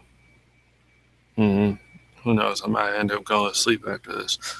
But basically, I'd say if I am doing this for 3 hours, I only have like 57 minutes left on the clock. Um, I don't know. It's just seriously one day just sit down and on YouTube and watch. Well, like search for 90s cartoons or 80s cartoon intros and just see all of the stuff that we've had from uh, from 1960 and whatnot all the way up till now. Just to get like a real nostalgia rush and a sense of something greater, something bigger. Because it is a total trip how all of this came about and the lasting impact that it's had. I'm not saying that there probably would have been somebody who had been around since 1960 and continued to watch up until this time. Hmm. I don't know, because you had stuff like Quick Draw McGraw and Underdog and crap, and that was something interesting. Rocky and Bullwinkle, the Flintstones, the Jetsons, stuff like that you could watch. That sent you back, but it was still something nice, and you could actually watch it now, um, you know, um, and still actually kind of appreciate it because that's certainly what I do. I don't know. I mean, just a lot of stuff ended up being before my time, but it still aired in syndication, and I was able to watch it and enjoy it. As a matter of fact, um, like in like a subsidiary of Ion Television called Cubo uh, would air on digital channel 49.2 uh, over here, and basically that was kind of like Boomerang off of Cartoon Network or whatever. And that would show like a whole bunch of old stuff. You got He-Man and the Masters of the Universe, She-Ra, Princess of Power, um, Ghostbusters, not the real Ghostbusters, but Ghostbusters, um, Brave Star, 321 Penguins for some reason. Yeah, it's just, yeah, this is a bunch of like older stuff. And I appreciate that there are still networks that do try and show some older stuff. Um, Heck, Bounce TV, like the only black network on broadcast TV, uh, has actually managed to acquire the rights to some of the other older stuff that I watched back in the day, like A Different World. So I'm like, whoa, Really? Yeah. Because heck, I also watched Sanford and Son back in the day. Good Times. Um, yeah. The Jeffersons are or Different Strokes. And well, yeah. Antenna Television, Digital 39.2 actually has the rights to those shows. I Dream Genie, Bewitched, Flipper, The Patty Duke Show, Mr. Ed. Funny thing is that those last two were already on another network called This. And speaking of which, that had its own little weekday morning lineup where they'd show Spider Riders, Inspector Gadget, uh, and for a brief period of time, for some odd reason, tattooed teenage alien fighters from Beverly Hills. Now, those of you familiar with the big Power Rangers boom in the 90s will remember that there were a bunch of shows that followed up afterwards, um, well, at the same time as the show, that had a similar theme. That was one of them. And that one was totally original, and yet it sucked. I actually got to see it. I don't remember if I got to see it back in the day, but I certainly got to see it recently, like within the last few years, and I did not like it. It was not very good. Um, I don't know. I guess I'll go off on a tangent. So, like that, there were several other shows, some of which were actually owned by the same company that owned Power Rangers in the first place. So, how can it be a ripoff when some of those things are actually uh, were actually from the same Japanese production company as well? Kid you not, Toei owns Metal Heroes and Kamen Rider just as they own Super Sentai. So Saban, being Saban, got in on that. All right, we're going to use these too. And thus we got VR Troopers, which was like it was like, in the first season, it was two different shows from the same franchise, and then they incorporated like a third show's footage because I already ran out of one. Then there was Big Bad Beetleborgs, which was another Metal Hero show. Uh, what was it called? Juko Beef Fighter, and then Metallics was the sequel series in Japan as a Beef Fighter Kabuto. Okay,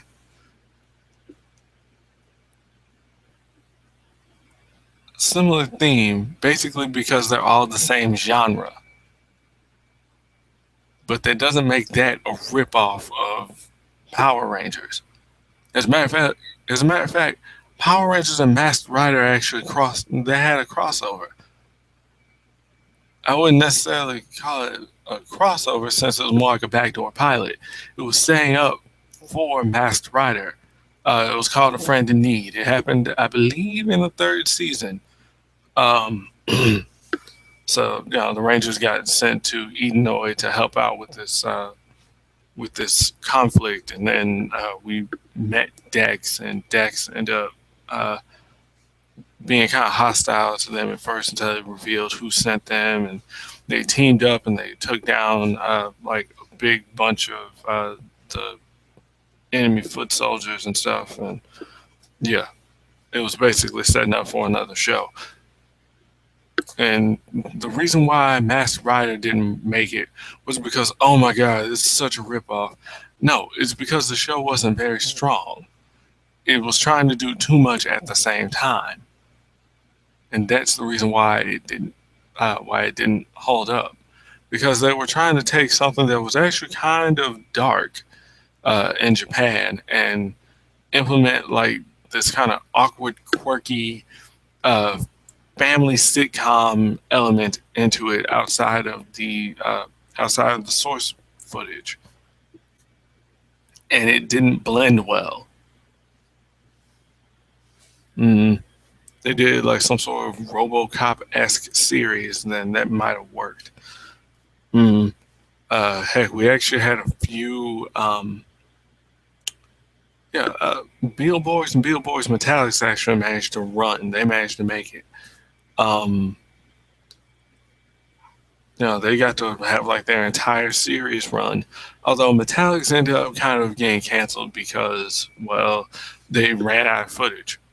I could actually say the same about Masked Rider because they did something similar, but they took it over the line and they started incorporating other footage of other Rider series and adding it in without any real justification, and it was done so sloppily that basically Shotaro Ishinomori uh, is the creator of basically that entire franchise, that entire genre, so to speak. I would say the entire genre, but he definitely put it on the map. And yeah, so uh, the man had passed away uh, like after Kuga happened, which was 2001. So, um, but basically, yeah, his people were pissed that no, you're not going to get to do this again. So, yeah, held off the rights. You're not going to get to do it. Adness happened to get the rights, and they made a show. And thing is that Dragon Knight actually was finished. It was done. They had already shot the thing. They were just looking for a network to host it. And that was the unfortunate thing because all the other major networks are pretty much dropped, except say ABC and the CW. So boom, okay, finally we got it. Even though the project had already been done for at least 2 years, it got to air. Almost every freaking episode aired, and then nope, they were getting ready to start working on another series, but that while they're raising funds in order to make the show, they also need to hold on to the rights. They lost the rights. The rights went back to Toei. Toei has actually been showing a Japanese dub of Dragon Knight, and despite what they did to it over here, Japan actually liked they actually liked Dragon Knight.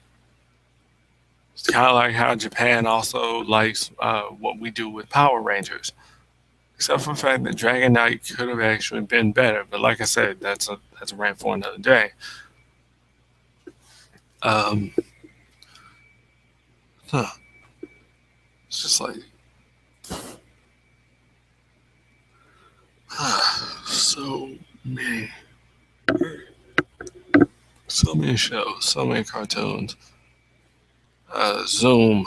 That was another one of those live action, educational, informative programs that were made for kids by kids.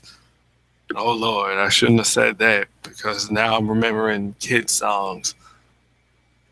Man, that show was lame.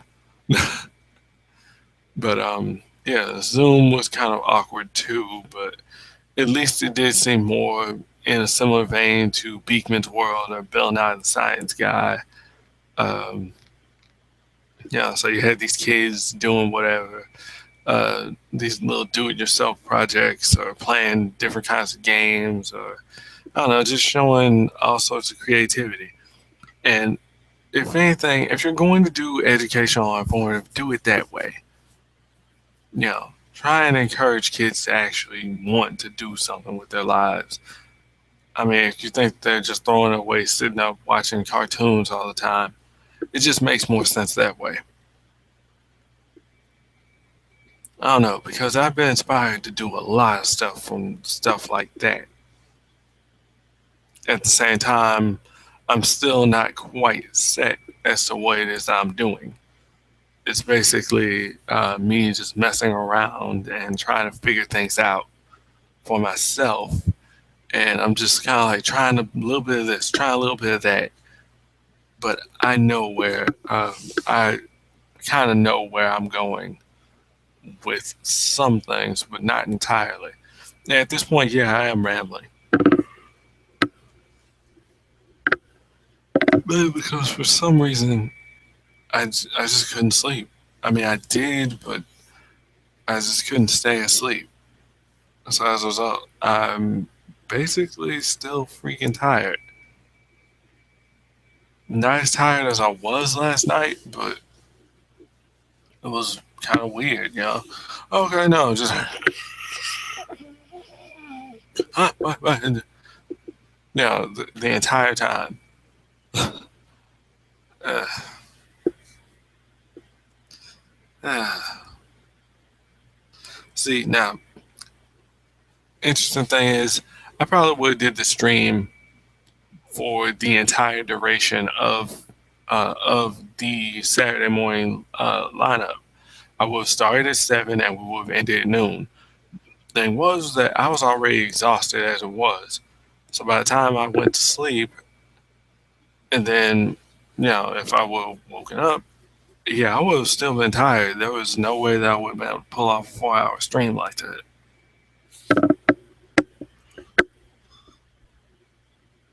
Yeah, here I am trying to make this a 3 hour thing. That probably won't be the case. Um, I don't know. It basically feels like this was done at the last minute, even though I did actually plan this beforehand. Well, not really plan as in coordinate and get everything down just like I should, but it just feels more like I put it out there, but not everything is as it should be.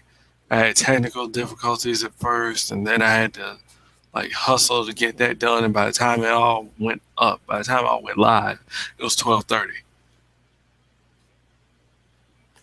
Whatever, I don't care. Um,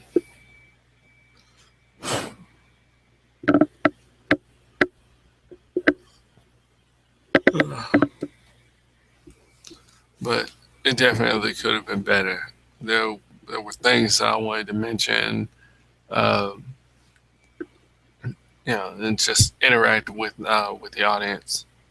You know, just do more. Unfortunately, for some reason, I just had the worst luck with these streams because I just can't really seem to get more than say 5 people to a stream. Mm, it's really coming down now. Great. Um, I don't know. I'm tempted to actually do this very same stream again, but there's significance with this one because it is the last Saturday of 2014, and this is the year that it ended. Seriously, ended September 27th. It's been technically, officially 3 months since Saturday morning cartoons were laid to rest. So that's why I had to do it this way. Why I figured, we might as well do something special for the last Saturday because, well, that's it. That's that's just it. It is the last Saturday of this year. It would be nice if they had let it all continue up until December. This way, okay, you know, instead of ending at the end of September, you go all the way until December, and this today would have been the last one. So then when we go into the new year, we'll have something brand new, even though it's not the same thing. I'm not saying, oh my God, I absolutely hate this new thing because it's new and it's not what I know. No, I don't like it because, frankly, you threw out something that was working for the most part. For what? If you're trying to say just because it's educational and informative, that's kind of dumb.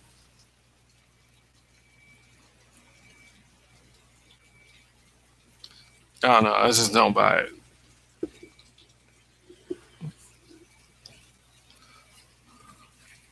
I don't know because unfortunately, I hate using the argument that a lot of people do on the internet, but this isn't school. But at the same time, if you want to learn something, you can. That's why we have the internet. That's why we have YouTube and stuff. How you can look stuff up.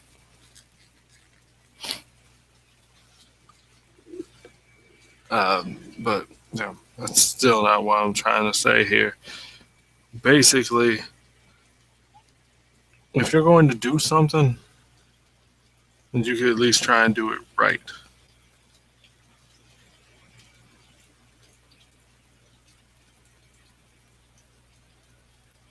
For some reason, I smell lighter fluid. I think I'm still not recovering from when I was out there barbecuing on Christmas Eve.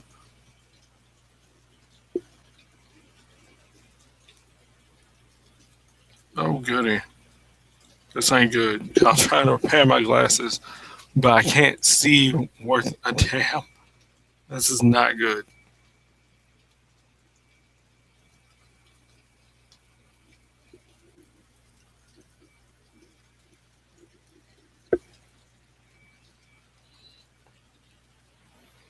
Yeah, suddenly the stream turned into this. Let's watch Van try and put his glasses back together and pray that they don't come apart. Ah, man. Um, I don't know. 2015 is going to be interesting, but Saturdays in 2015 aren't going to be not going to be very memorable unless you go out and make your own memories. And that's what kind of hurts me about it. Is that, well, I wanted my kids to actually kind of have something like what I had growing up. It's not going to be everything. I knew that. But this, like I said, it's something that you kind of expected to be there because, oh, oops, sorry. It's something that you expected to be there because, well, it had always been there. Now, that leads me to this current generation. The internet and cable have always been there for them. So, as a result, for them, they'll always be able to watch cartoons or whatever anyway.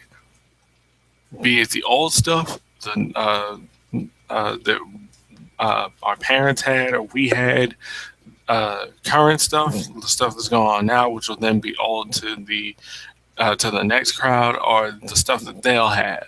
Because believe me, they'll have stuff too. So for them, that's a constant. It has always been there for them until eventually something comes along to then break that reality. Because that's what we had. It's like, oh well, we've always had Saturday morning cartoons. Then suddenly, nope, not anymore. So, oh, we've always had the internet. There was something. Wait, there was a time when people didn't have the internet. There's a time where people didn't have cable. What? But at that same time, there are people that cannot afford cable. There are people who can't afford like really kick-ass high-speed internet in order to be able to stream all of this awesome stuff. Excuse me.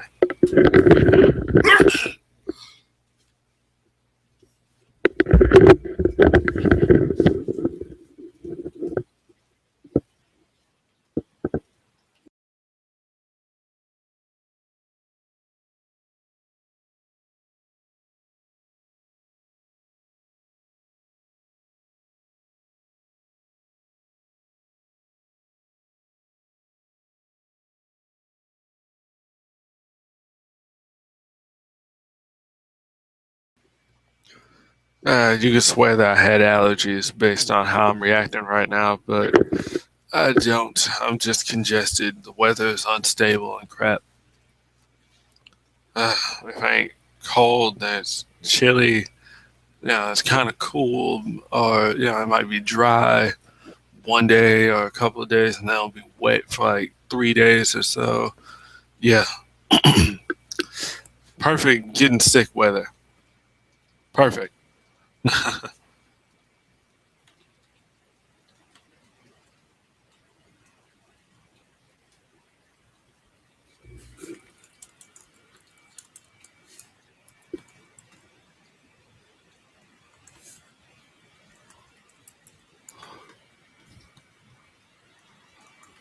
Yeah, it's just incredibly awkward how we've got the how we got this in mind. This is what we're going to do. Okay, yeah, it doesn't matter. Yeah, you don't have cable. Oh well, that ain't right. That kind of sucks, don't you think? That's how you're gonna do it.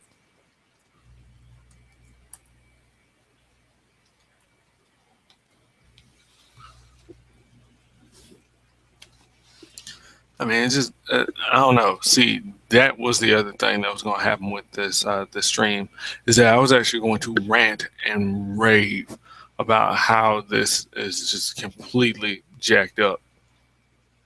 This was not supposed to happen. This was not the plan. You tell me this was going to happen.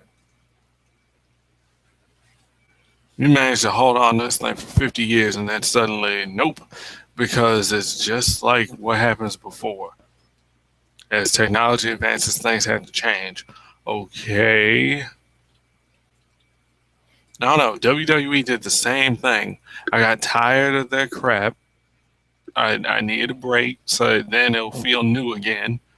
And maybe some of the storylines will probably end, and there'll be some new storylines. There'll probably be some new talent, and lo and behold, there was. It's just it's on Sci-Fi now. It's not on. It's now on my network TV or whatever the heck they want to call it. What used to be UPN, where they originally showed SmackDown on Thursday nights, not Friday. And so much changed that by that point, no, too bad. I think that you can actually kind of watch, uh, or like kind of stream or like watch highlights or something. I don't know, but I haven't been on the site in forever, and I really just don't care anymore. Sometimes I did want to get interested in the storylines, but I also wanted to see the matches and how they'd go.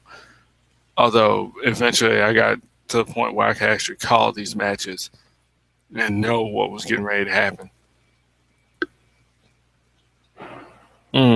Which is kind of funny because, yeah, I got to transition to that. Vortex slash Toonzai or whatever had WWE Saturday Morning Slam.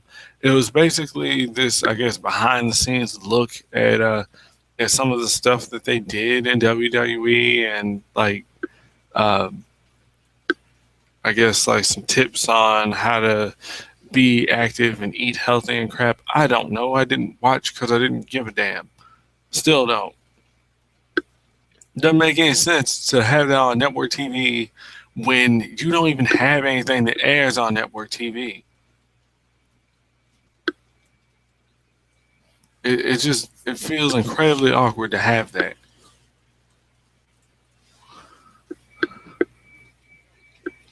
I don't know. It's like when I'm sitting up watching Fox, the rare times that I do, and then I get this promo for FX or something like that, or like I might be watching another channel, and end up getting a dang promo for Sci-Fi. I probably would already be watching FX or Sci-Fi as it is because you know how those things go. It's practically 24/7, 365. You have stuff airing all day or all night or all day and all night.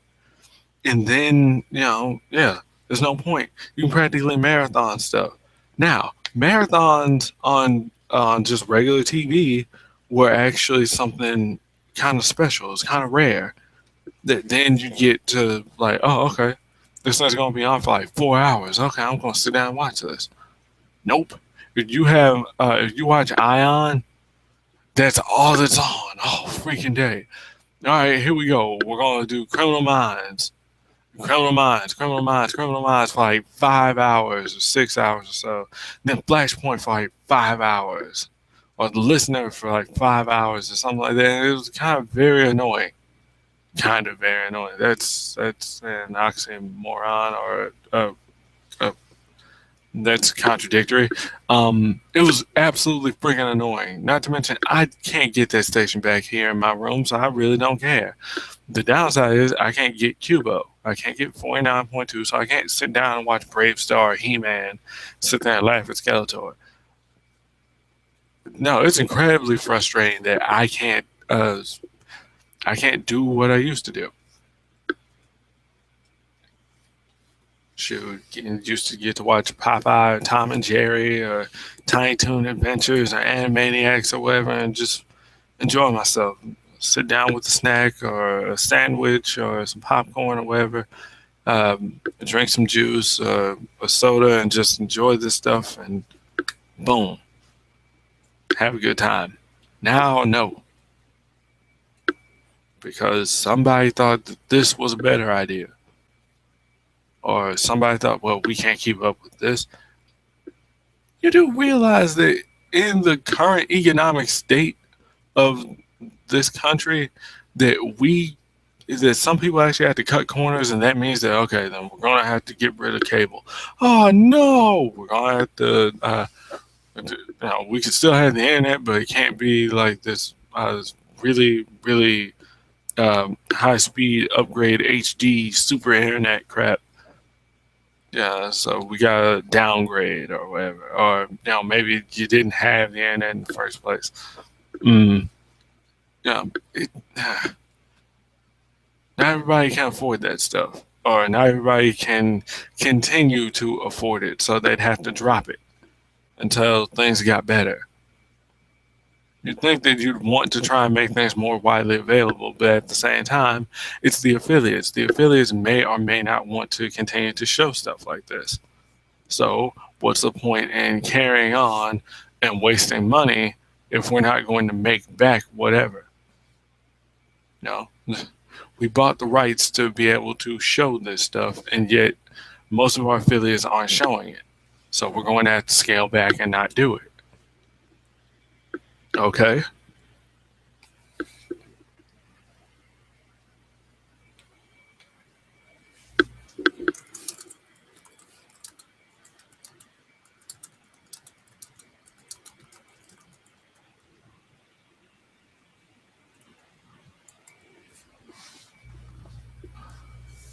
It's just like, because there's just absolutely nothing left. You got, I don't get it. Uh, I hate when I get really fired up like that because I get flustered. I can't keep my train of thought. If anything, I may actually make it to 3. I don't know. I'd rather just spend 3 hours on this instead of just we're all over the place now. Okay, I'm just going to talk for like an hour. No, I'm not going to talk for just an hour. I'm going to be able to talk for the entire stream. So here we are. We got things that don't make sense and things that do. You got this. You still have some stuff that it does come on, but you're not going to still have stuff like Rocket Power, Rugrats, or Blues Clues or whatever. Seriously, dude. At one point, another way that I would cap off the more recent Saturdays, like within these last 7 years or so, I think, maybe not 7, but you know, basically Dora the Explorer and Blues Clues. Why? Because it was just fun to just sit down and watch something that was intended for an audience that was way younger and just laugh at how ridiculous it was and just, well, enjoy it. Not to mention, you can also see just how some things change, but sometimes it's not for the better. Mainly because you try and emulate something that someone else has done. We all know Elmo has just basically become the face of Sesame Street. Elmo is Sesame Street. I never saw it that way. I never did like Elmo. So yeah, it basically frustrated me uh, to see his stupid fuzzy red face, but uh, uh, because he got like his own little sub show that would take place at the end of an episode. It would take up about a good 10 or 15 minutes of the show. Granted, the entire show is basically segments anyway, but seriously, really? So, Blue's Clues, which is the reason why I brought all that up, actually did something similar with Blue's Room. At the end of the episode, now Blue has like this puppet form instead of being something like a flash animation. Um, yeah, so now she's a puppet and she can even speak properly now. She speaks English, and it was weird. And it's not like, oh my god, what have they done that ruined the show? It was just, you're clearly trying to capitalize off something that Sesame Street or another show has done, and to be honest, it just doesn't feel like it fits, especially because it contrasts greatly with the main show. Because, well, for the most part, the only live element was Joe or Steve. Everything else was in the background. It was a green screen, and then they like ate everything in. There you go. Um, and Blue did not actually.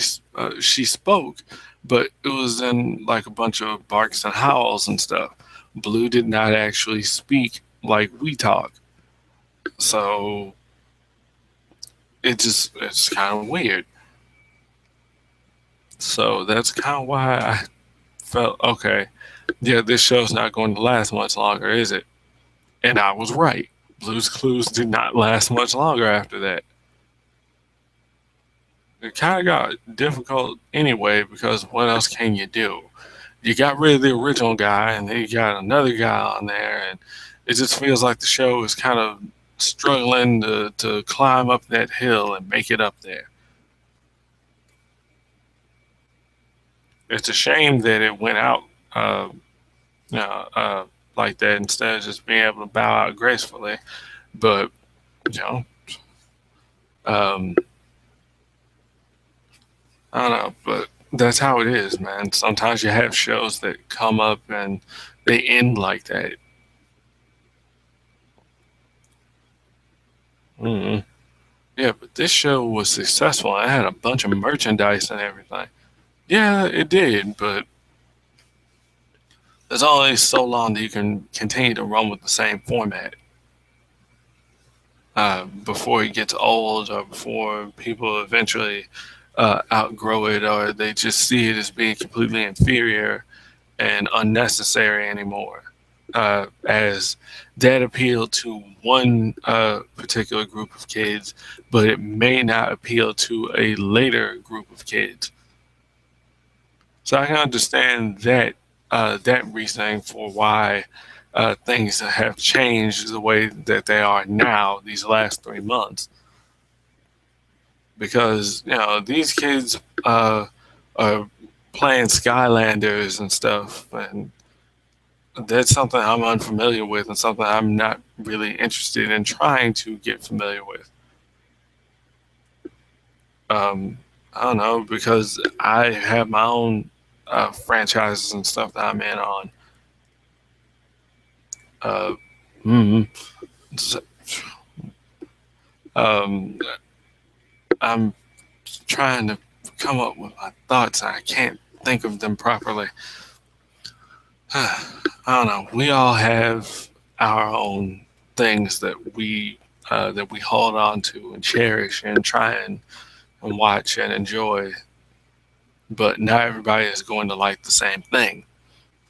As a result, that means that person A likes this stuff from era A, person B likes the stuff from era B, person C likes a little from both.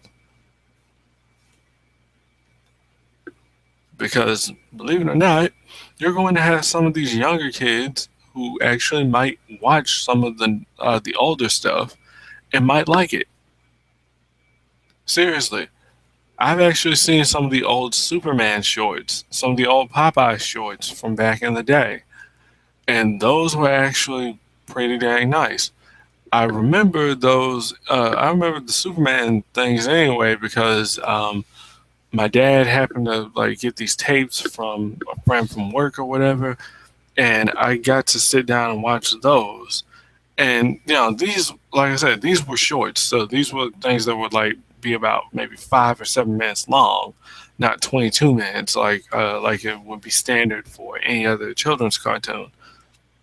And these things were interesting, because this is like some of the earliest animated Superman stuff, but it got the job done.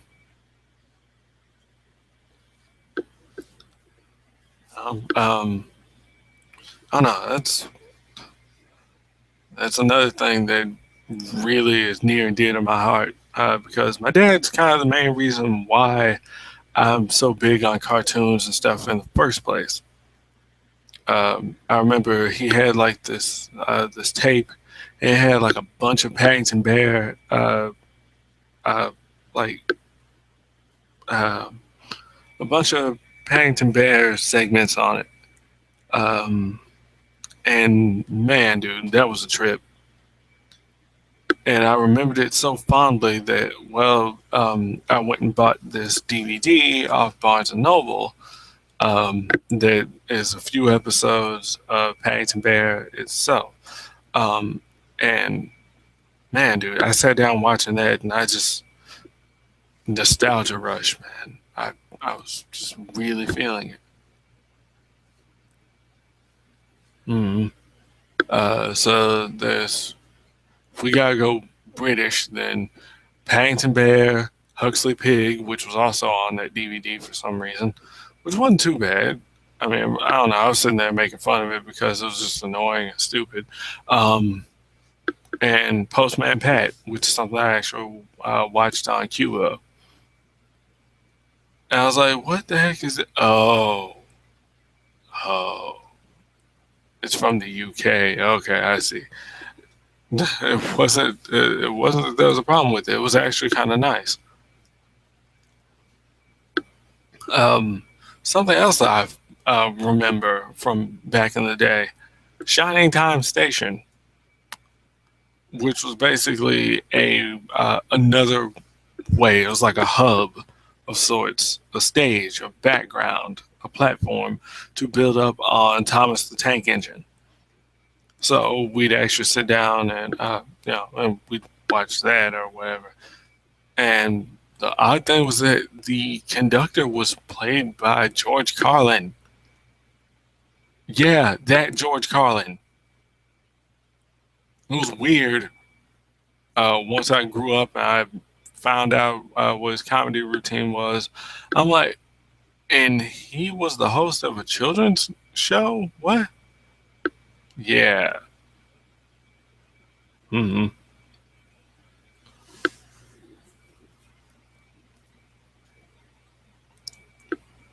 So we we've got plenty of memories to just go off of. But as you get older, those memories fade. Same goes for hard drives. You can try and keep everything near and dear to your heart on a hard drive, but hard drives tend to get old. They tend to fade. They tend to wear down. So you're able to have everything. Stuff like this. Stuff like this is, well, kind of the future, kind of the present. I mean, at this point, the future is cloud. Fine. But this replaced tapes because now, okay, digitize it or hook it up to a DVR or whatever, and bam, ends up on this thing. And then now you want to watch whatever, Put it on there, plug it in, type up whatever it is, if you got a search function like that or something, and then you can watch it. Or, like, see if you can find it on online. Thank you, search engines, because then we can do stuff like that. And it's a trip, man. It really is. That's pretty much how we're going to have to watch our old favorites again. I mean, some of you may not like the Nostalgia Critic, but check out some of their stuff. Like, what was it? Uh,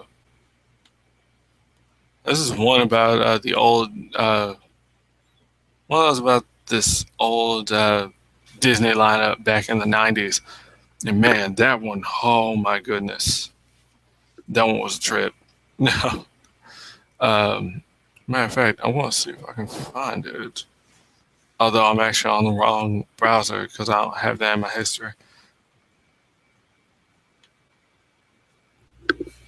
Um,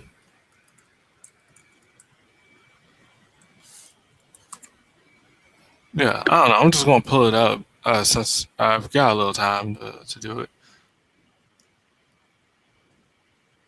All right, I forgot. Yeah, another little bit of nostalgia and stuff. A Christmas Story. So yeah, check that out. Totally forgot. There's a sequel to that they decided to make not too long ago. Why? Because why not? Just okay.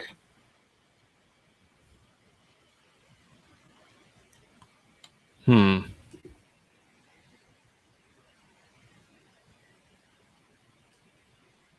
Hang on, just let me look and see what I can get. Although I don't know why I'm not just searching for it like an idiot.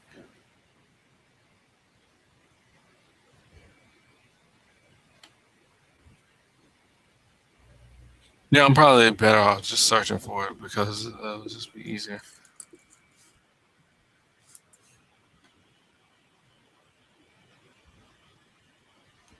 Hmm.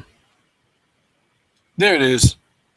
It's annoying as shit, but at the same time, hey, here you go. Because why not? So,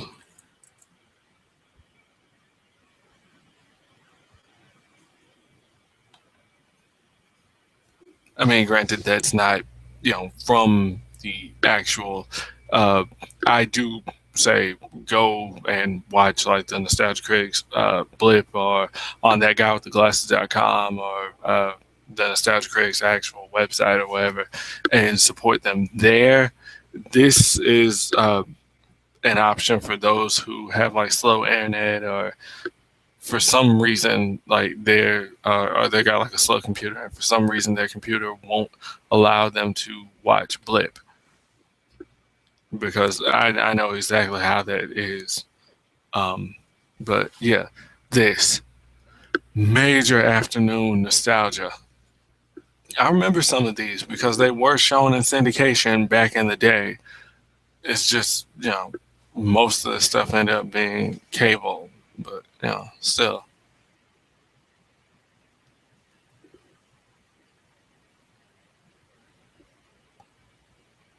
Yeah.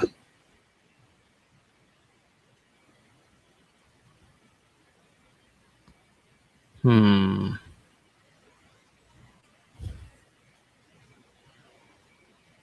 Okay. I'm kind of zoning out right now. There's some stuff that I could also be checking out, which I probably will in a bit. But yeah.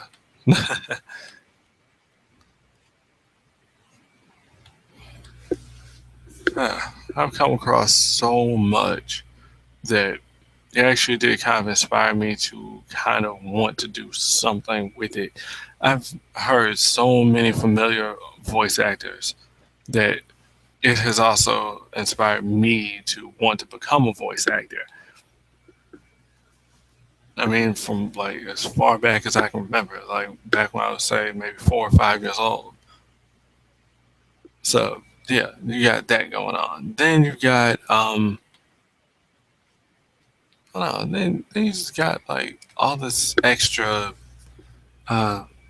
extra stuff. Film everything. It makes you want to uh, go into that. And oh, I want to be an animator. Oh, I want to do this. Or I want to do that. I want to direct all this stuff. And that's actually cool because this it might seem like it's just garbage and stuff that'll rot your mind, but it ends up being a way to inspire more creativity and give children some kind of purpose, some sort of long term goal that they may or may not actually pursue. And that's kind of what that's for. Yeah, it's a way for kids to unwind. Uh, because they sure as heck are not going to just sit down and pour themselves a glass of brandy or bourbon or whiskey or whatever like adults would, or light up a cigarette. I mean, you do have those that do, and they shouldn't, but that's how it is. Every generation, you're going to have those rebellious kids that aren't going to be right, but you know, that's not the point. That's not the focus of this. The focus is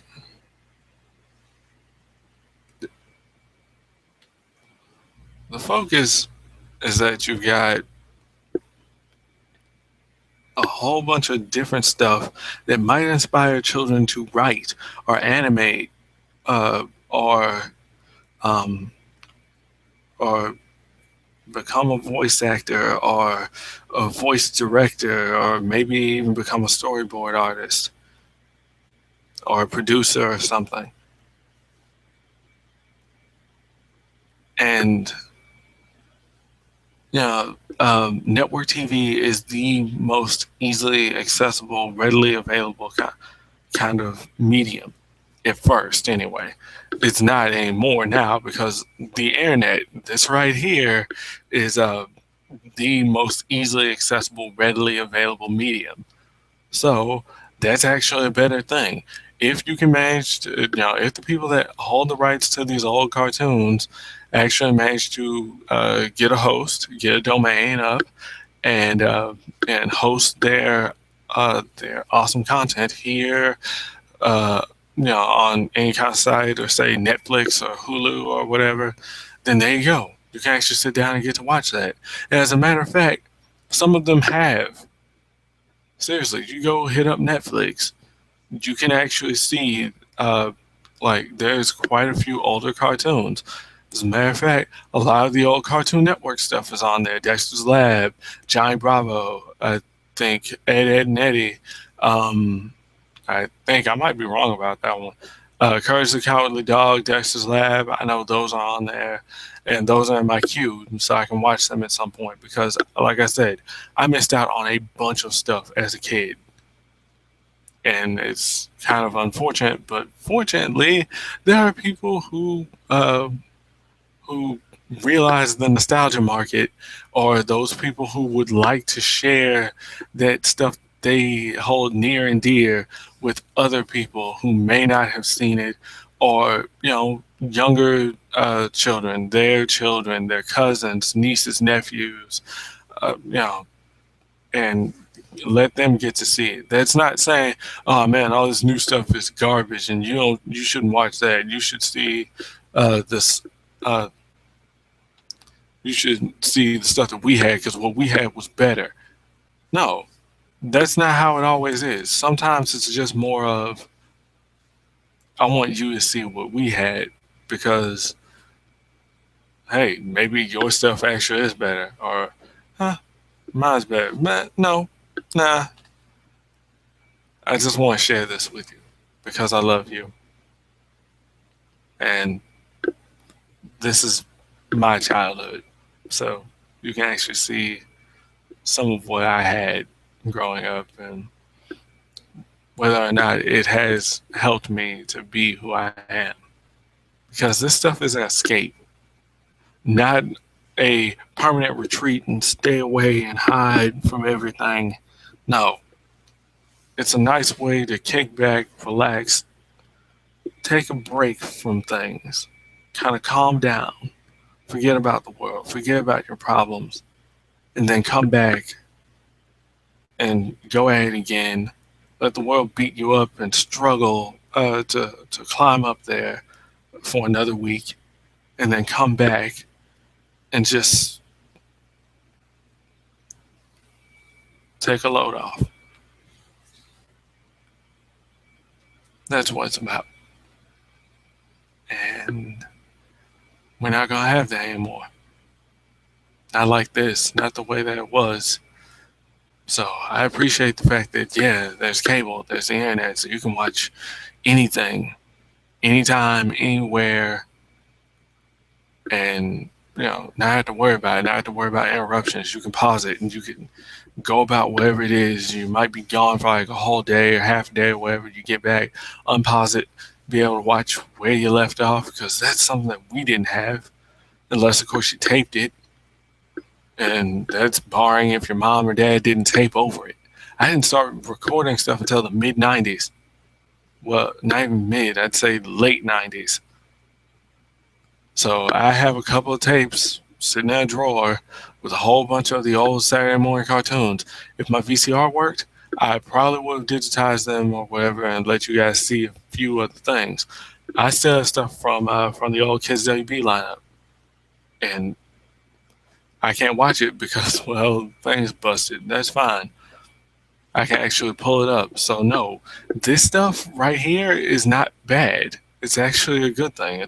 It's kind of a technological blessing, because now you can actually get that nostalgia fix if you want.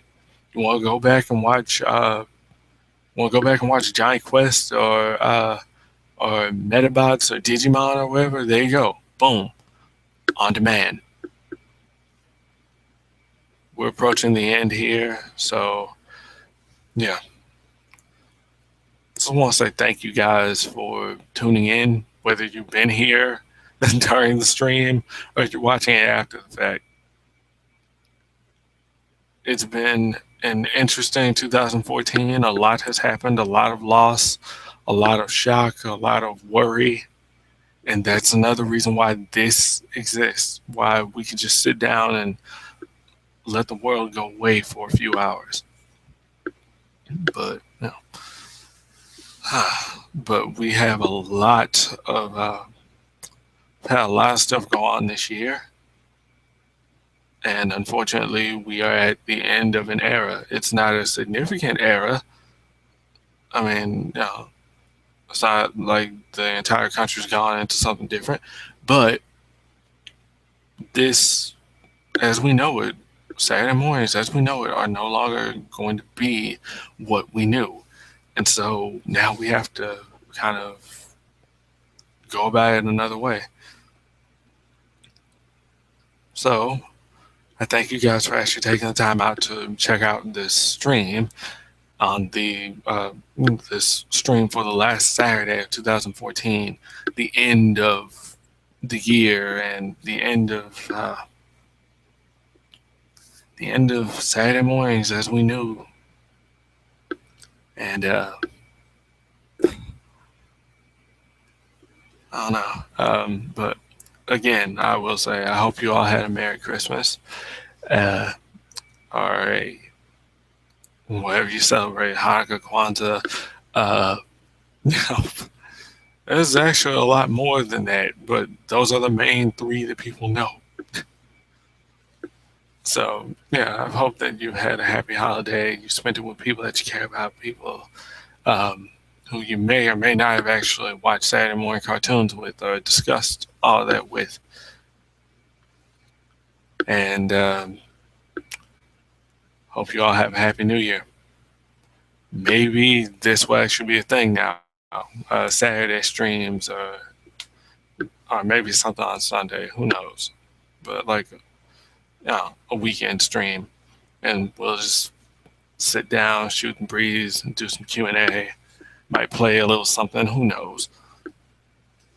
So here's to 2015. Some things are going to be happening. Let's hope a lot of it is actually for the best and something good. And hopefully, we will have something like what's gone on for the last 54 years again someday. Hopefully, someday very soon. So, with all that being said, hope you have a good afternoon, a good evening, and stay safe.